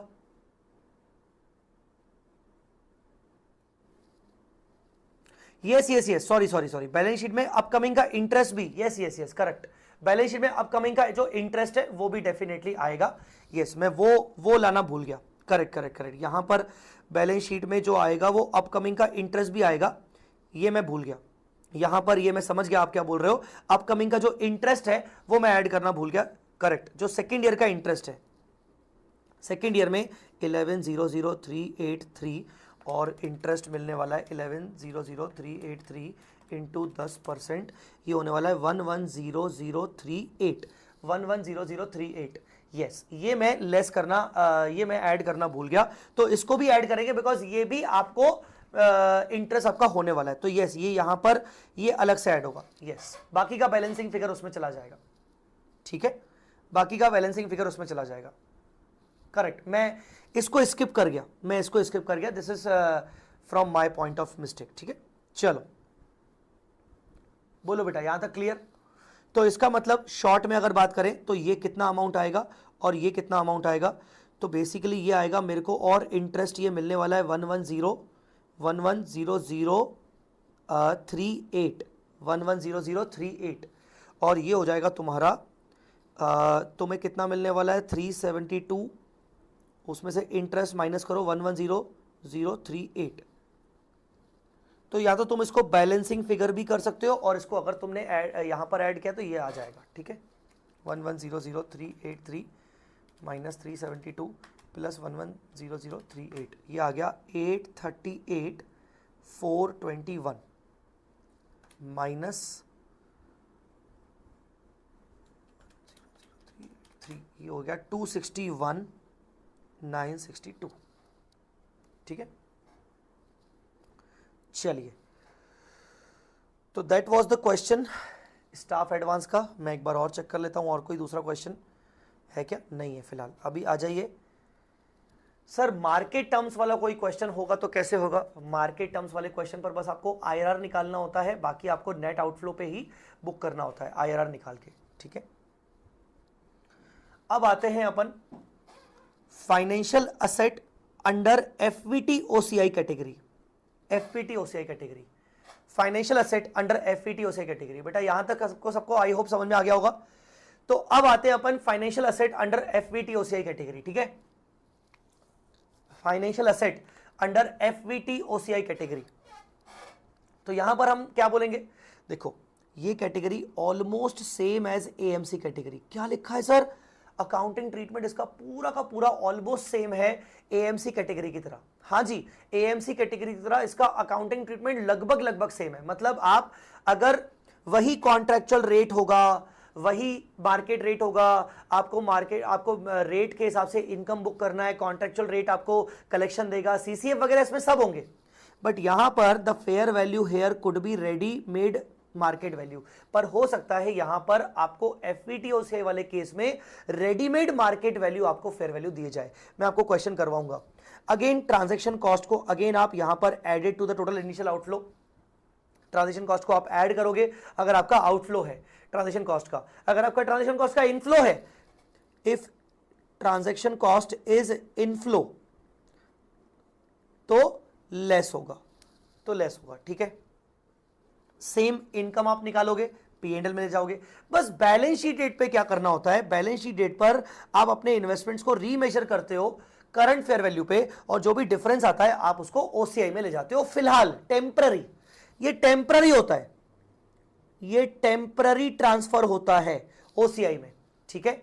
जब आप treatment of fair value reserve on the sale of investment, जब आप अपने ये वाले इन्वेस्टमेंट बेच दोगे तो आप इस ओसीआई रिजर्व को रिक्लासिफाई करके पीएनएल में लेके आओगे। हां, एक एक्सेप्शन है, आप पीएनएल में लेके नहीं आ सकते हो। कौन सा?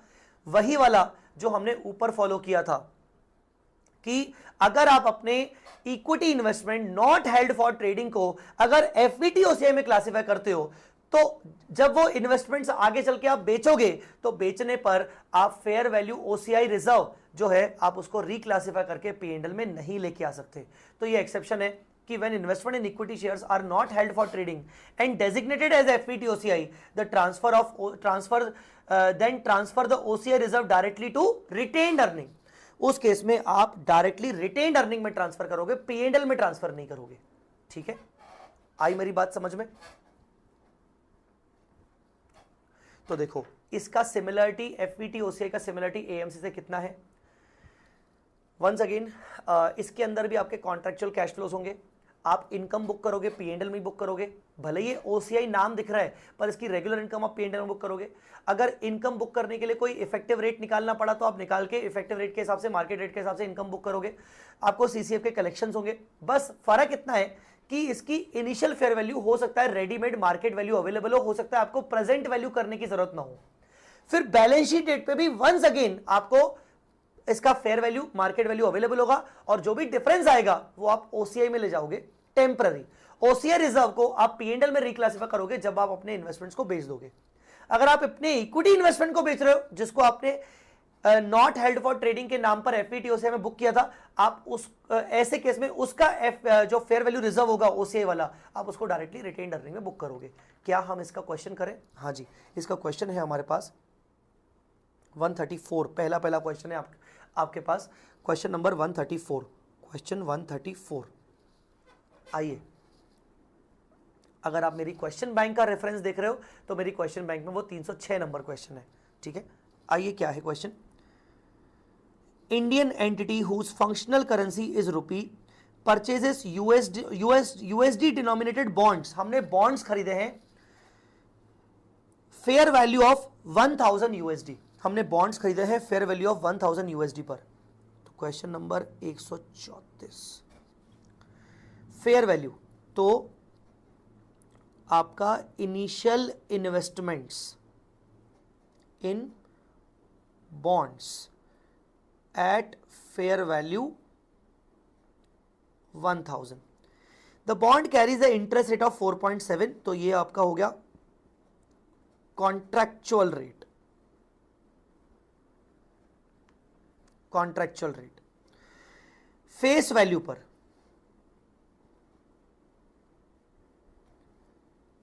said interest is received at the year end, bond has a maturity period of 5 years, redeemable at its face value 1250, face value 1250। ठीक है, the fair value of the bond at the year 1 end is 1060, fair value at fair value, face value नहीं, fair value at year 1 and 1060। ठीक है, exchange rate on the rate of transition 40 रुपए starting में था, 45 रुपए and में हो गया, $1 40 45 बिगिनिंग ईयर 1 एंड ऐसा। ठीक है, the weighted average exchange rate is 42, अच्छा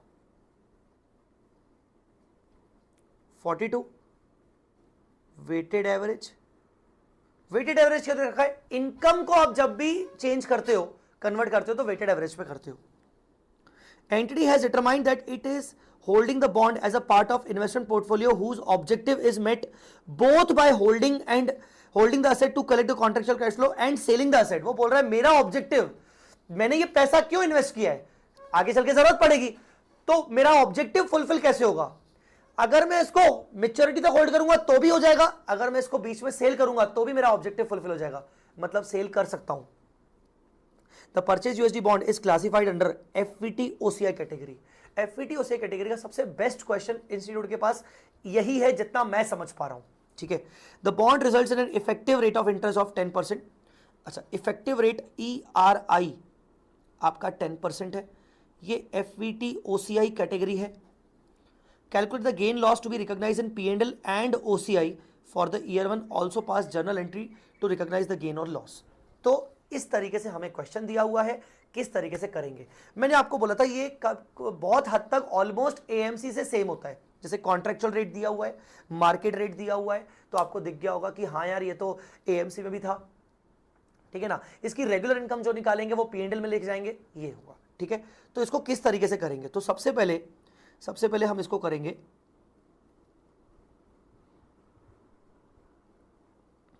interest amortisation schedule, interest amortisation schedule. तो अब इसका इंटरेस्ट अमोर्टाइजेशन शेड्यूल वगैरह अपन कैसे बनाएंगे, एक सेकेंड, इंटरेस्ट अमोर्टाइजेशन शेड्यूल हम इसको कैसे बनाएंगे। तो यहां पर क्या आएगा, पर्टिकुलर्स, ये आएगा आपका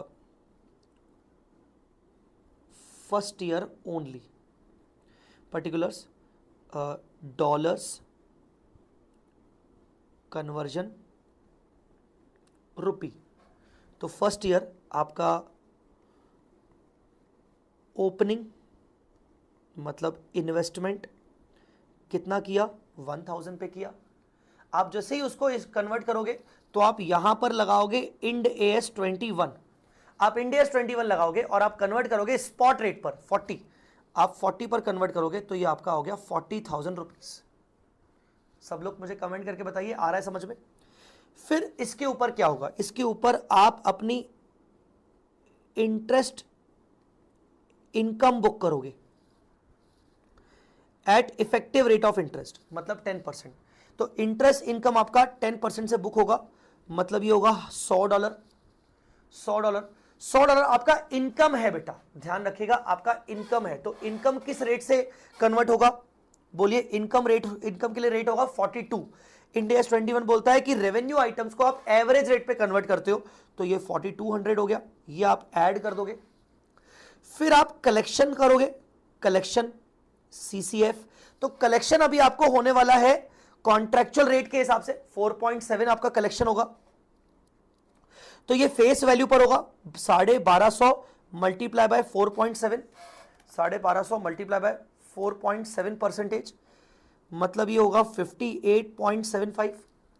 अब जब ये आपको कलेक्शन होगा, ये आपका इनकम नहीं है, ये कलेक्शन है और कलेक्शन ईयर एंड पे हो रहा है, तो स्पॉट रेट कितना 45 स्पॉट रेट बोलोगे आप फॉर दिस ट्रांजेक्शन। तो ये हो जाएगा आपको 2643.75 का कलेक्शन, 2643.75 का आपका कलेक्शन हो गया। यहां तक अगर आप देखोगे तो आपका बैलेंस कितना आ रहा है, 1100 माइनस 58.75, तो ये हो जाएगा 10441.25, ठीक है। और ये बैलेंस आपका आ रहा है 4200 माइनस 2643.75, तो ये आ रहा है 41556.25, 41556.25। तो ये आपका बैलेंस आ गया। अभी आप अगेन इंड AS 21 लगाओगे और आप इसको कन्वर्ट करोगे और साथ ही साथ आपका फेयर वैल्यूएशन भी आप करोगे। तो फेयर वैल्यूएशन के लिए उन्होंने आपको फेयर वैल्यू, कहां गया फेयर वैल्यू, ये आपका आ गया फेयर वैल्यू, ठीक है ना। तो अब आप इसको फेयर वैल्यू करोगे, फेयर वैल्यू हो जाएगा 1060, फेयर वैल्यू 1060 होगा। और आप फेयर वैल्यू करोगे तो आप क्लोजिंग रेट पर बुक करोगे, क्योंकि आपकी मॉनिटरी एसेट्स है, तो मॉनिटरी एसेट्स आपकी क्लोजिंग रेट पर बुक होगा, ठीक है। तो 1060 मल्टीप्लाई बाय 45, तो ये हो जाएगा 47,700, 47,700। तो अगर आप डिफरेंस निकालोगे, तो डिफरेंस कितना आएगा, माइनस 41556.25, डिफरेंस आएगा 6143.75। ये जो डिफरेंस है इसका रिकंसिलेशन करना जरूरी है, इस डिफरेंस का रिकंसिलेशन करना जरूरी है, रिकंसिलिएशन। ये डिफरेंस में दो चीजों का डिफरेंस है, एक तो फेयर वैल्यू गेन लॉस और दूसरा exchange difference. Fair value gain loss कैसे आएगा, आपका फेयर वैल्यू गेन लॉस कैसे आएगा और आपका एक्सचेंज डिफरेंस कैसे आएगा, ये आपको दो अलग अलग निकालने का होगा, तो एक्सचेंज डिफरेंस आएगा भाई 45 रुपीज हो गया, 40 रुपीज से 45 रुपीज हो गया, ठीक है ना। और आपने कितना इनिशियल बुक किया था, आपने 1000 इनिशियली बुक किया था, 40 में बुक किया था, आज वो 45 का हो चुका है, तो आपका 5000 का डिफरेंस आ गया, एक्सचेंज डिफरेंस आ गया। तो 6143.75 में से 5000 गया, तो आपका 1143 हो गया, बाकी का फेयर वैल्यू गेन लॉस। बोलो आया समझ में कि नहीं।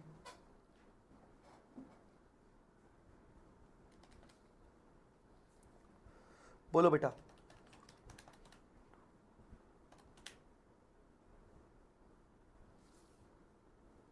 बोलो बेटा, आया समझ में कि नहीं? इस तरीके से आप एक्सचेंज डिफरेंस और reconciliation fair value gain loss निकाल सकते हो।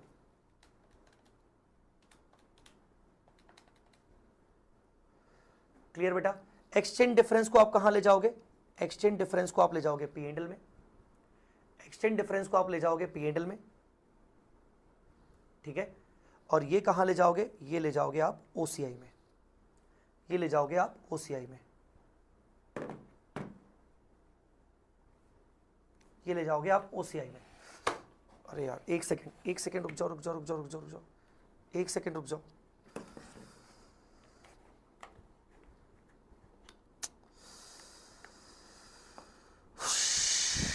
Wait a minute.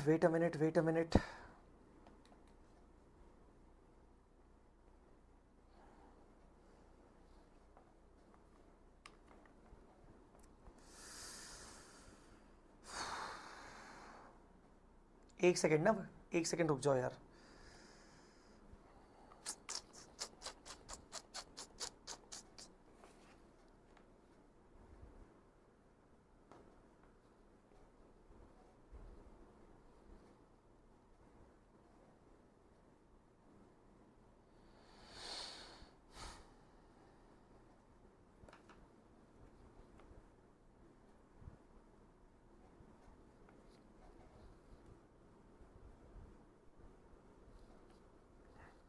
आ गया, ठीक है।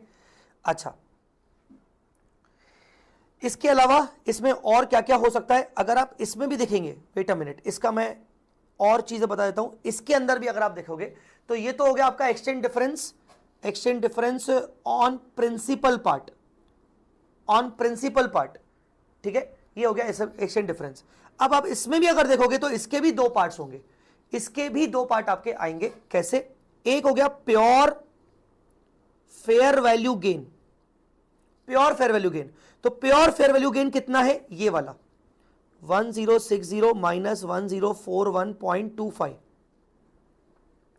कितना? 1060 माइनस 1041.25, तो ये हो गया 18.75 मल्टीप्लाई बाय, आप इसको करोगे 18.75 मल्टीप्लाई 45, तो ये हो जाएगा 843.75।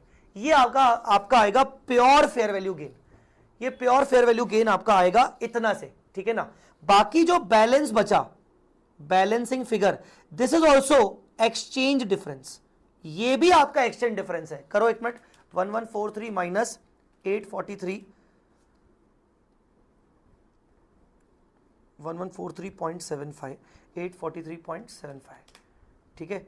तो ये आपका बचेगा बाकी का, एक सेकेंड, 6143.75 में से 5000 गया, 3.75, 843.75, ये बचा आपका 300 रुपए। ये भी आपका P&L में जाएगा एक्सचेंज डिफरेंस का 300 रुपए। तो ये 5000 रुपए, ये 300 रुपए, ये आपका एक्सचेंज डिफरेंस का जाएगा, ठीक है। सर एसएम में अमोर्टाइज कॉस्ट ईयर एंड को क्लोजिंग रेट पर कन्वर्ट किया है सर। अगर फेयर वैल्यू को बिना बैलेंसिंग फिगर के कैलकुलेट करना हो तो वो कैसे आएगा? फेयर वैल्यू को बिना बैलेंसिंग फिगर के, ये आ गया ना, बिना बैलेंसिंग फिगर के भाई आपका फेयर वैल्यू गेन कितना है? 1060। स्वाति आपने जो पूछा 1060, 1041.25, ये इस तरीके से आएगा और ये आपका एक्सचेंज डिफरेंस आएगा। निखिल सर एसएम में अमोर्टाइज कॉस्ट ईयर एंड को क्लोजिंग रेट पर कन्वर्ट किया है। अमोर्टाइज कॉस्ट ईयर एंड को, हाँ तो मैं भी कर सकता हूं। यहां पर देखो इन्होंने क्या किया है, अगर तुम सबसे पहले इसको 45 पे करोगे, 1041.25 मल्टीप्लाई बाय 45, तो ये तुम्हारा आएगा 4685.6.25। एक डिफरेंस वहां से निकालोगे, फिर दूसरा डिफरेंस तुम फेयर वैल्यू पे निकालोगे, वैसा उन्होंने किया है। इन वेरी सिंपल टर्म्स तुम डायरेक्टली क्या करो, 1041 बैलेंसिंग फिगर आया, रुपी में बैलेंसिंग फिगर ही आया, इसका फेयर वैल्यू 1060, उसका रुपी टर्म्स में 47,700, टोटल मिला के डिफरेंस आता है। डिफरेंस के दो हिस्से करो रिकंसिलेशन के लिए। अब एक प्रिंसिपल का रिकंसिलेशन, प्रिंसिपल का एक्सचेंज डिफरेंस 5000 और बाकी फेयर वैल्यू। इसमें भी प्योर गेन जो आपका हो रहा है वो हो रहा है आपका 843, बाकी का तो आपका जो बचा वो एक्सचेंज डिफरेंस बचा। ठीक है, इन्होंने भी वही निकाला होगा, आई थिंक इन्होंने भी वही निकाला होगा मेरे हिसाब से। ये देखो 5000, ये देखो ना 5000 निकाला तो है, 300 निकाला तो है बेटा, 5000 और 300 और 855 निकाल लिया। बस वो थोड़ा सा राउंडिंग ऑफ का एरर आ रहा होगा क्योंकि हमने पॉइंट में लिया, इन्होंने पॉइंट में नहीं लिया है, राउंडिंग ऑफ का एरर आ रहा है। ठीक है, फिर उसके बाद जर्नल एंट्री इन्होंने क्या किया है भाई, जर्नल एंट्री किस तरीके से करेंगे आपका, बेसिकली क्या क्या कहां गया, टू एक्सचेंज डिफरेंस आपका P&L में कितना गया 5300, टू OCI रिजर्व वो कितना गया 843.75। ठीक है, आपकी फाइनेंशियल एसेट अल्टीमेटली बढ़ गई, आपकी फाइनेंशियल एसेट बढ़ गई, आपको बैंक से पैसा आ गया, आपको बैंक से पैसा आ गया और आपकी फाइनेंशियल एसेट बढ़ गई। तो बैंक से कितना पैसा आया, बैंक से आपका पैसा आया आपको 58.75 मल्टीप्लाई बाय 452643.75। ठीक है, 5300 843.75 माइनस 2643.75, बाकी का आपका फाइनेंशियल असेट में चला गया। अच्छा, इंटरेस्ट इनकम मुझे बुक करनी थी, सॉरी मैं वही बोलूं, इंटरेस्ट इनकम आपको बुक करनी थी, वो आपको इंटरेस्ट इनकम बुक करनी थी 4200 की, तो ये आपका 7700 से आपकी फाइनेंशियल एसेट अल्टीमेटली बढ़ गई, 7700 से बढ़ गई। कैसे, 40000 की एसेट थी, 40000 का 47700 हो गया। तो अगर आप देखोगे तो नेट 40,000 से 7700 हो गया, मतलब आपकी 7700 से एसेट बढ़ गई। बोलो बेटा, क्लियर हुआ? डन। चलिए, the last one is financial asset under FVTPL category, FVTPL category. तो FVTPL कैटेगरी का क्या करोगे, बहुत ही सिंपल है भाई, हमेशा उसको फेयर वैल्यू पर रिकॉर्ड करोगे। यहां पर ट्रांजैक्शन कॉस्ट आप इनफ्लो आउटफ्लो में नेट ऑफ नहीं करके ट्रांजैक्शन कॉस्ट को P&L में ले जाओगे, ये सबसे बड़ा चेंज है। आपको जो भी इनकम आएगा आप उसको P&L में ले जाओगे, जो भी आपको फेयर वैल्यू गेन लॉस आएगा आप उसको हमेशा P&L में ले जाओगे। तो इसके बारे में तो ऐसा कुछ ज्यादा बात करने की है नहीं, क्योंकि वो बहुत ईजी वाला पॉइंट हो गया। तो बताइए, यहां तक आपको कोई दिक्कत हो, कोई तकलीफ हो तो मुझे बताइए, टेल मी गाइस, यहां तक अगर आपको कोई दिक्कत हो, तकलीफ हो तो मुझे बताओ।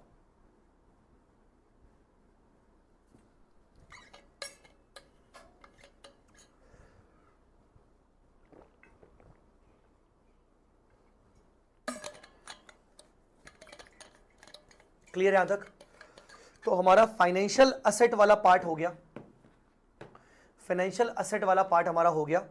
ठीक है, अब हम क्या करने वाले हैं, फाइनेंशियल लायबिलिटी वाला पार्ट करने वाले हैं डिस्कस, फाइनेंशियल लायबिलिटी वाला पार्ट डिस्कस करने वाले हैं। आज का अपना ओवरऑल जो सेशन होगा वो 3-3.5 घंटे के हिसाब से होगा, बीच में मुझे 10 मिनट का ब्रेक लेना पड़ेगा, तो मैं थोड़ा सा पोर्शन अभी आपको और पढ़ाना चाहता हूं, then I will continue with the break. जी बेटा, ये जो प्रेजेंटेशन है ये वैलिड है, 100% ये वैलिड है, डोंट वरी, बिल्कुल वैलिड है निखिल। चलिए, अब आते हैं फाइनेंशियल लायबिलिटी पर। गाइस, फाइनेंशियल लायबिलिटी की जहां तक बात होती है तो फाइनेंशियल लायबिलिटी में दो ही कैटेगरीज होती हैं। फाइनेंशियल लायबिलिटीज में कुल मिला के दो कैटेगरीज होती हैं, एक होता है financial liability through amortise cost और दूसरा होता है financial liability measured through FVTPL, मतलब प्रॉफिट एंड लॉस। तो फाइनेंशियल लायबिलिटी की जो कैटेगरीज होती हैं वो दो हैं, एक अमोर्टाइज कॉस्ट और एक FVTPL, मतलब यहां पर OCI वाली कैटेगरी नहीं होती है। ठीक है, अब मुझसे किसी ने, अभिषेक कुमार ने शायद एक क्वेश्चन पूछा था कि सर रीपेबल ऑन डिमांड हुआ तो क्या होगा, तो वो बेटा AMC में ही आएगा। रीपेबल ऑन डिमांड वाले पॉइंट्स अभी क्वेश्चंस आएंगे, अभी अपन देख लेंगे। तो इसमें पहली कैटेगरी आपकी AMC, financial liability at AMC, जैसा फाइनेंशियल एसेट एट AMC था वैसा का वैसा फाइनेंशियल लायबिलिटी एट AMC है। अगेन वही सारे के सारे कॉन्ट्रैक्चुअल कैश फ्लोस, बस इस बार पे करने पड़ेंगे क्योंकि हमने लोन लिया है। एक तरीके से आप इसको लोन वाला एग्जांपल ले लो, आपका बोरोइंग वाला एग्जांपल ले लो, और अब आपको कॉन्ट्रेक्चुअल कैश फ्लोस पे करने पड़ेंगे टिल मैच्योरिटी तक का। ठीक है, तो आपको कॉन्ट्रेक्चुअल कैश फ्लोस पे करने पड़ेंगे, जैसे लोन्स हो गए, डिबेंचर्स हो गए, रिडीमेबल प्रेफरेंसेस हो गए, वगैरह वगैरह। आप उनको कैसे मेजर करोगे? अगेन आप उनको मेजर करने से पहले, अच्छा हाँ, यहां पर आप उनको मेजर करने से पहले आप उनको देखोगे कि ये नॉन कंपाउंड फाइनेंशियल इंस्ट्रूमेंट्स हैं या फिर ये कंपाउंड फाइनेंशियल इंस्ट्रूमेंट्स हैं। Financial liability at amortised cost दो प्रकार के हो सकता है, एक नॉन कंपाउंड, एक कंपाउंड। कंपाउंड मतलब जहां पर हो सकता है मैं रिडम्पशन के टाइम पर इक्विटी शेयर दे दूं, मतलब मैंने कन्वर्जन का ऑप्शन दिया है या कंपलसरी कन्वर्टेबल है, तो कंपलसरी कन्वर्टेबल में मान लो प्रिंसिपल जो है ना वो इक्विटी शेयर में कन्वर्ट हो जाएगा, पर इंटरेस्ट जो होगा वो कैश में जाएगा। तो लॉजिकली यहां पर एक ऐसा इंस्ट्रूमेंट है जहां पर कुछ पोर्शन में कैश ऑब्लिगेशन है और कुछ पोर्शन के अंदर मेरी कैश ऑब्लिगेशन ना होके मेरी इक्विटी शेयर इशू करने की ऑब्लिगेशन है।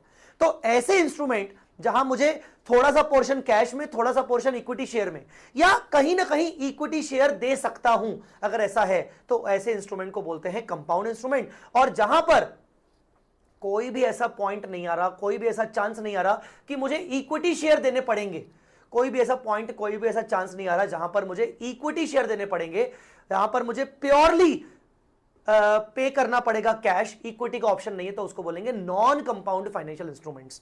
ठीक है, तो नॉन कंपाउंड फाइनेंशियल इंस्ट्रूमेंट्स आपकी प्योर लायबिलिटी होती है, इसमें इक्विटी नहीं होते हैं, जैसे बैंक लोन हो गए, नॉन कन्वर्टेबल डिबेंचर्स, बॉन्ड्स हो गए। पर कंपाउंड फाइनेंशियल इंस्ट्रूमेंट्स उसके अंदर फाइनेंशियल लायबिलिटी और इक्विटी दोनों का मिक्स होता है, जैसे कन्वर्टेबल डिबेंचर हो गया, कन्वर्टेबल प्रेफरेंशियल्स हो गया। ठीक है, फाइनेंशियल लायबिलिटी मेजर्ड एट एफवीटीपीएल, यहां पर आपके डेरिवेटिव कॉन्ट्रैक्ट्स आते हैं, या फिर इसमें आपके फाइनेंशियल गारंटी कॉन्ट्रैक्ट्स आते हैं, अपन उसमें आगे बात करेंगे। तो मेजरली यहां पर फाइनेंशियल लायबिलिटी कैटेगरी में एएमसी ही है। ठीक है, अब एएमसी के अंदर accounting treatment of financial liability, AMC का क्या होगा? इसके अंदर पहले हम पढ़ रहे हैं नॉन कंपाउंड इंस्ट्रूमेंट, बिकॉज ये उसी तरीके से है जैसा हमने अभी फाइनेंशियल एसेट में पढ़ा। क्या? Loan is taken at off market terms या loan is taken at market terms, same वही point. Loan is taken at off market terms, loan is taken at market terms. तो आपका ऑफ मार्केट टर्म्स मतलब आपने loan लिया है, तो जो कॉन्ट्रेक्चुअल रेट है वो हायर है या लोअर है मार्केट रेट से। तो मान लीजिए आपका जो मार्केट रेट है वो 10% चल रहा है, पर आपका जो कॉन्ट्रेक्चुअल रेट चल रहा है, आपने जो लोन लिया है, वो 12% पर आपने लोन उठाया है, आपने 12% पर लोन उठाया है, तो यहां पर मार्केट रेट पर आप प्रेजेंट वैल्यू करोगे। ठीक है, so effective rate of interest क्या हो जाएगा? Market rate given in the question. जब आप इनिशियल रिकॉग्निशन करोगे तो present value of CCF outflow eight market rate, आप मार्केट रेट प्रेजेंट वैल्यू पर करोगे। ठीक है, आया समझ में कि नहीं? जैसे मान लीजिए मैं आपको बोलूं कि first year, second year, third year 50,000 50,000 50,000 5,50,000, तो 50,000 50,000 5,50,000 मुझे इतना रीपे करना पड़ेगा। मार्केट रेट पर इसकी वैल्यू क्या आएगी?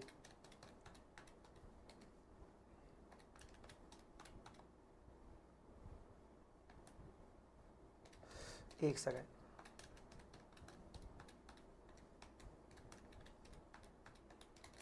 इसकी वैल्यू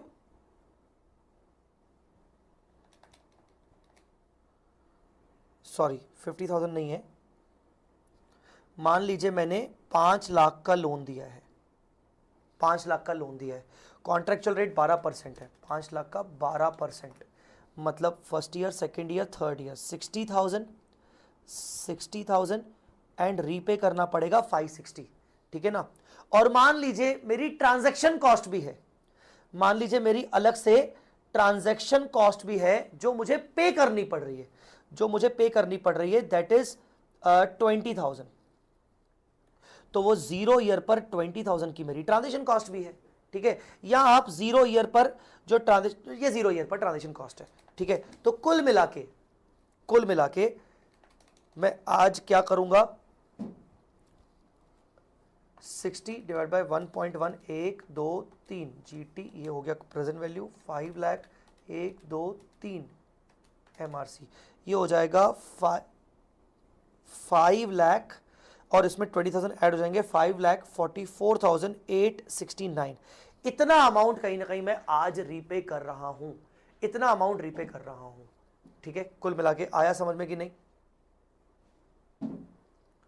बोलो बेटा क्लियर हुआ? तो मैं इस हिसाब से आज प्रेजेंट वैल्यू बुक करूंगा, ठीक है। मार्केट रेट पर मैंने इसका प्रेजेंट वैल्यू निकाला और मैं मार्केट रेट के हिसाब से आज मैं बुक करूंगा। मैंने आज लोन लिया है, मैं ये मानूंगा कि लोन गया है, जो मेरा लोन लिया है मैंने फाइनेंशियल लायबिलिटी इतने पे मैंने लोन लिया है। क्लियर हुआ? आया मेरी बात समझ में? बोलो बेटा क्लियर हुआ? इस तरीके से होगा। तो बैंक अकाउंट डेबिट जितना भी प्रोसीड्स आया to financial liability present value of CCF, और जो इसमें डिफरेंस आएगा आप उसको डिफरेंस को पीएनएल में ले जाओगे। सर एक डाउट है प्रैक्टिकल लाइफ का कि अगर मैं investment in NCD of subsidiary को एएमसी पर रिकॉर्ड किया है एसएफएस में, तो उसका डेफर्ड टैक्स में क्या ट्रीटमेंट होगा? सिंपल सा है, डेफर्ड टैक्स में ट्रीटमेंट उसका क्या होगा? आप उसकी रिकॉर्डिंग आप प्रेजेंट वैल्यू पे कर रहे हो, जबकि इनकम टैक्स के हिसाब से जो भी आपने इन्वेस्टमेंट का अमाउंट है वो एज इट इज इन्वेस्टमेंट का अमाउंट रहेगा। तो इन्वेस्टमेंट का अमाउंट अगर ज्यादा रहेगा इनकम टैक्स में ज्यादा रहेगा और आपका कैरिंग अमाउंट कम है, तो बेसिकली आपका डीटीए बनेगा। और अगर आपका उल्टा है कि इन्वेस्टमेंट का अमाउंट कम है और कैरिंग अमाउंट ज्यादा है, तो आपका डीटीएल बनेगा। ठीक है, यहां पर डिफरेंस पीएनएल में जाएगा। जैसे अपन यहां पर डिफरेंस का अकाउंटिंग कर रहे थे ना, यहां पर की डिफरेंस अलग अलग केसेस हो सकते हैं। यहां पर मोस्टली लायबिलिटी है, बोरोइंग है, तो डायरेक्टली वो आपका लायबिलिटी का जो डिफरेंस आएगा वो पीएनएल में जाएगा। दूसरा केस आपका मार्केट टर्म्स पे ही आपने लोन लिया है। अगर आपने लोन मार्केट टर्म्स पे लिया है, contractual rate of interest is almost equal to market rate, तो यहां पर आपको इफेक्टिव रेट ऑफ इंटरेस्ट हो सकता है क्वेश्चन में ना दिया जाए, आपको वही IRR टेक्निक से आपको निकालना पड़ेगा। अगर नहीं दिया रहेगा तो IRR टेक्निक से निकालना पड़ेगा। Effective rate of interest is a rate at which sum of present value of CCF should be equal to the initial net proceeds, और आप इनिशियल नेट प्रोसीड्स पे एंट्री करोगे, bank account debit net proceeds, और financial liability आएगा आपका net proceeds जो भी आपका आया। नेट प्रोसीड्स मतलब ट्रांजेक्शन कॉस्ट माइनस करने के बाद। इसका मैं आपको एक क्वेश्चन करवा देता हूं, उससे आपको ज्यादा एक क्लैरिटी आ जाएगी। Question number 137, question number 137। तो यहां पर आपको यह समझ में आ गया कि मतलब ऑफ मार्केट टर्म्स में किस तरीके से कैसे होता है। ठीक है, चलिए। A limited has made an borrowing of RBC bank for 10,000 at a fix rate of 12%। हमने बोरोइंग किया है 12% फिक्स रेट पर। Loan processing fees were additionally paid for 500। तो आप ध्यान से देखिए, यहां पर 137 नंबर क्वेश्चन में आपकी इनिशियल नेट प्रोसीड्स 10,000 का लोन माइनस 500 का खर्चा मतलब 9,500। 12% का फिक्स रेट है। लोन फीस वर एडिशनली, ठीक है होगी। Loan is repayable for half yearly instalment of 2,500 each. Loan जो आपको रीपे करना है वो 2,500 ईच का हाफ ईयरली पे करना है। ठीक है, details are as follows. 10,000 starting ending, repayment of loan start from 30 September, instalment, interest charge quarterly, interest quarterly charge होगा। अपफ्रंट फीस हमने दे दी। How loan to be recorded in the books, consider IRR आपको निकाल के दिया 16.6, तो आपको उन्होंने IRR निकाल के दिया है। तो बेसिकली सबसे पहले तो आप एंट्री करोगे bank account debit 9,500 to loan 9,500, ये आप इस तरीके से हो जाएगा। अब जब आप इंटरेस्ट कैलकुलेट करोगे, इंटरेस्ट जब आप कैलकुलेट करोगे तो यहां पर आप पीरियड ओपनिंग, ठीक है, यहां पर क्या किया है इंस्टीट्यूट ने, क्योंकि क्वार्टरली वाले क्वेश्चन में ना वो नंबर ऑफ डेज पर फोकस करता है, तो यहां पर आप डेज निकाल लोगे कि कितने डेज के लिए वो ओपनिंग आउटस्टैंडिंग रहा। ठीक है, फिर उसके बाद आप यहां पर इंटरेस्ट बुक करोगे 16.6% पर, फिर आपको यहां पर पेमेंट करना पड़ेगा और फिर आपका यहां पर आएगा क्लोजिंग। तो Q1 की बात करें तो आपका ओपनिंग था 9,500, ये कितने दिन आउटस्टैंडिंग रहेगा, क्योंकि इंटरेस्ट आपको हाफ ईयरली पे करना पड़ेगा, तो कितना कितना आउटस्टैंडिंग रहेगा। लोन का जो डेट था वो क्या था 1 अप्रैल, तो अप्रैल, मई, और जून, ठीक है ना, अप्रैल मई जून, अप्रैल मई जून के हिसाब से अप्रैल मतलब एक दिन अगर हटा दे तो 90 डेज आपका हो गया। 90 डेज के हिसाब से आप इंटरेस्ट कैलकुलेट करोगे 9500 इंटू 16.6% इंटू 90 डिवाइड बाय 365, ये हो जाएगा आपका इंटरेस्ट 389। पेमेंट आपको इंटरेस्ट का कितना करना पड़ेगा, क्योंकि पेमेंट जो है वो बोल रहा है interest to be charged quarterly, interest quarterly charge होगा, इंटरेस्ट जो होगा वो चार्ज होगा, पेमेंट और चार्जिंग और पेमेंट, चार्जिंग और पेमेंट, ठीक है। तो इंटरेस्ट आपका क्वार्टरली चार्ज होगा, तो 10,000 का 12% इंटू 3 डिवाइडेड बाई 12, 300 रुपए का। तो बताइए कितना होगा, 9500 प्लस 389 माइनस 300, 9589, 9589। फिर क्वार्टर टू 9589, अगले भाई गिनो, नेक्स्ट क्वार्टर के गिनो, तो अप्रैल मई जून जुलाई अगस्त सितंबर, ये हो गए आपके 92 डेज।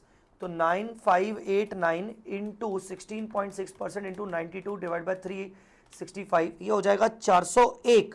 अब आपको पेमेंट क्या होगा, अब देखो 6 महीने में प्रिंसिपल भी पे होता है, तो आपको 300 रुपए इंटरेस्ट का और 2500 रुपए प्रिंसिपल का पे होगा। 589 प्लस 401 माइनस 2800, तो ये हो जाएगा 7190, 9589 प्लस 401 माइनस 2800। फिर क्वार्टर थ्री में आपका 7190, क्वार्टर थ्री में अब आपका प्रिंसिपल रीपे नहीं होगा, सिर्फ इंटरेस्ट निकलेगा। तो सितंबर हो गया, अक्टूबर नवंबर दिसंबर, तो ये अगेन 92 डेज, तो 7190 इंटू 16.6 इंटू 92 डिवाइड बाई 365, ये हो जाएगा आपका 301 रुपया, और आप पे आपको 300 रुपये माइनस करना पड़ेगा। कुछ आया समझ में कि नहीं, 7190 प्लस 301 माइनस 300, तो ये 7191 करके आएगा। बोलो बेटा, एंड सो ऑन, इस तरीके से आपका निकलेगा, इस तरीके से आपका निकलेगा। बोलो बेटा, क्लियर हुआ?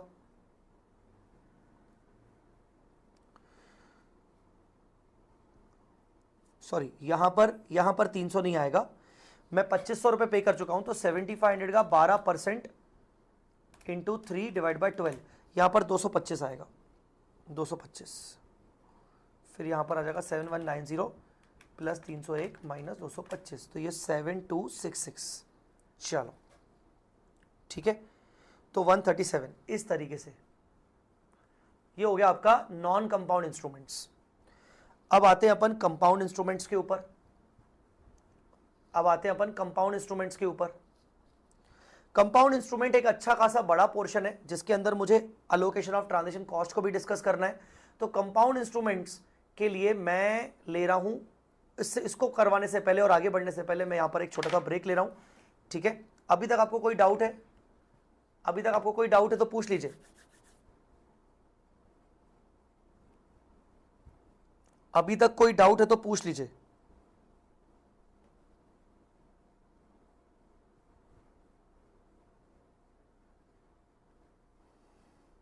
कोई डाउट नहीं है, चलिए एक छोटा सा ब्रेक ले लेते हैं, and then after the break what we'll discuss, break के बाद हम कंपाउंड फाइनेंशियल इंस्ट्रूमेंट डिस्कस करेंगे, इसका ट्रांजेक्शन कॉस्ट वाला पॉइंट डिस्कस करेंगे, और ब्रेक के बाद मॉडिफिकेशन जितना ज्यादा हो सका अपन वो डिस्कस करेंगे, ठीक है। ब्रेक के बाद अपन मॉडिफिकेशन और कंपाउंड इंस्ट्रूमेंट्स वाला पार्ट ये डिस्कस करेंगे, ठीक है। चलिए ले रहे हैं एक शॉर्ट ब्रेक, ब्रेक के बाद मुलाकात करेंगे। ब्रेक होगा 10 मिनट का।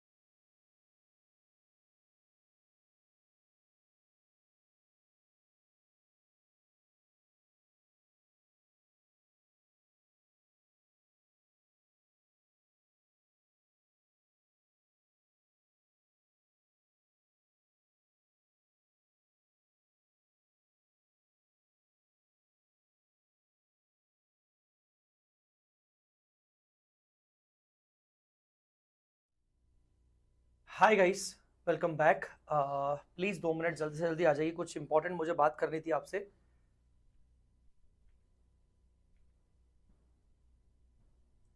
M I audible visible? Am I audible visible? एक बार मुझे जल्दी से जल्दी रिप्लाई करिए। यस गाइस, एक छोटी सी पर्सनल इमरजेंसी आ गई है, उस वजह से मैं अभी कंटिन्यू नहीं कर पाऊंगा। मैं कल सुबह 8 बजे वापस आपसे मिलूंगा और 8 बजे से लेकर भले 12 बज जाए, पूरा बाकी का portion of the financial instrument, remaining portion, everything, derivatives, impairment, D recognition, सब कुछ मैं आपको कल कंप्लीट करके दूंगा। बिकॉज अभी एक इंपॉर्टेंट पर्सनल इमरजेंसी आ गई है जिसकी वजह से मैं कंटिन्यू नहीं कर पा रहा हूँ। ठीक है, मैं कंटिन्यू नहीं कर पा रहा हूँ। रियली सॉरी, मुझे बहुत बुरा लग रहा है ये चीज़ करते हुए, बट कुछ चीज़ें मेरे कंट्रोल में अभी नहीं है।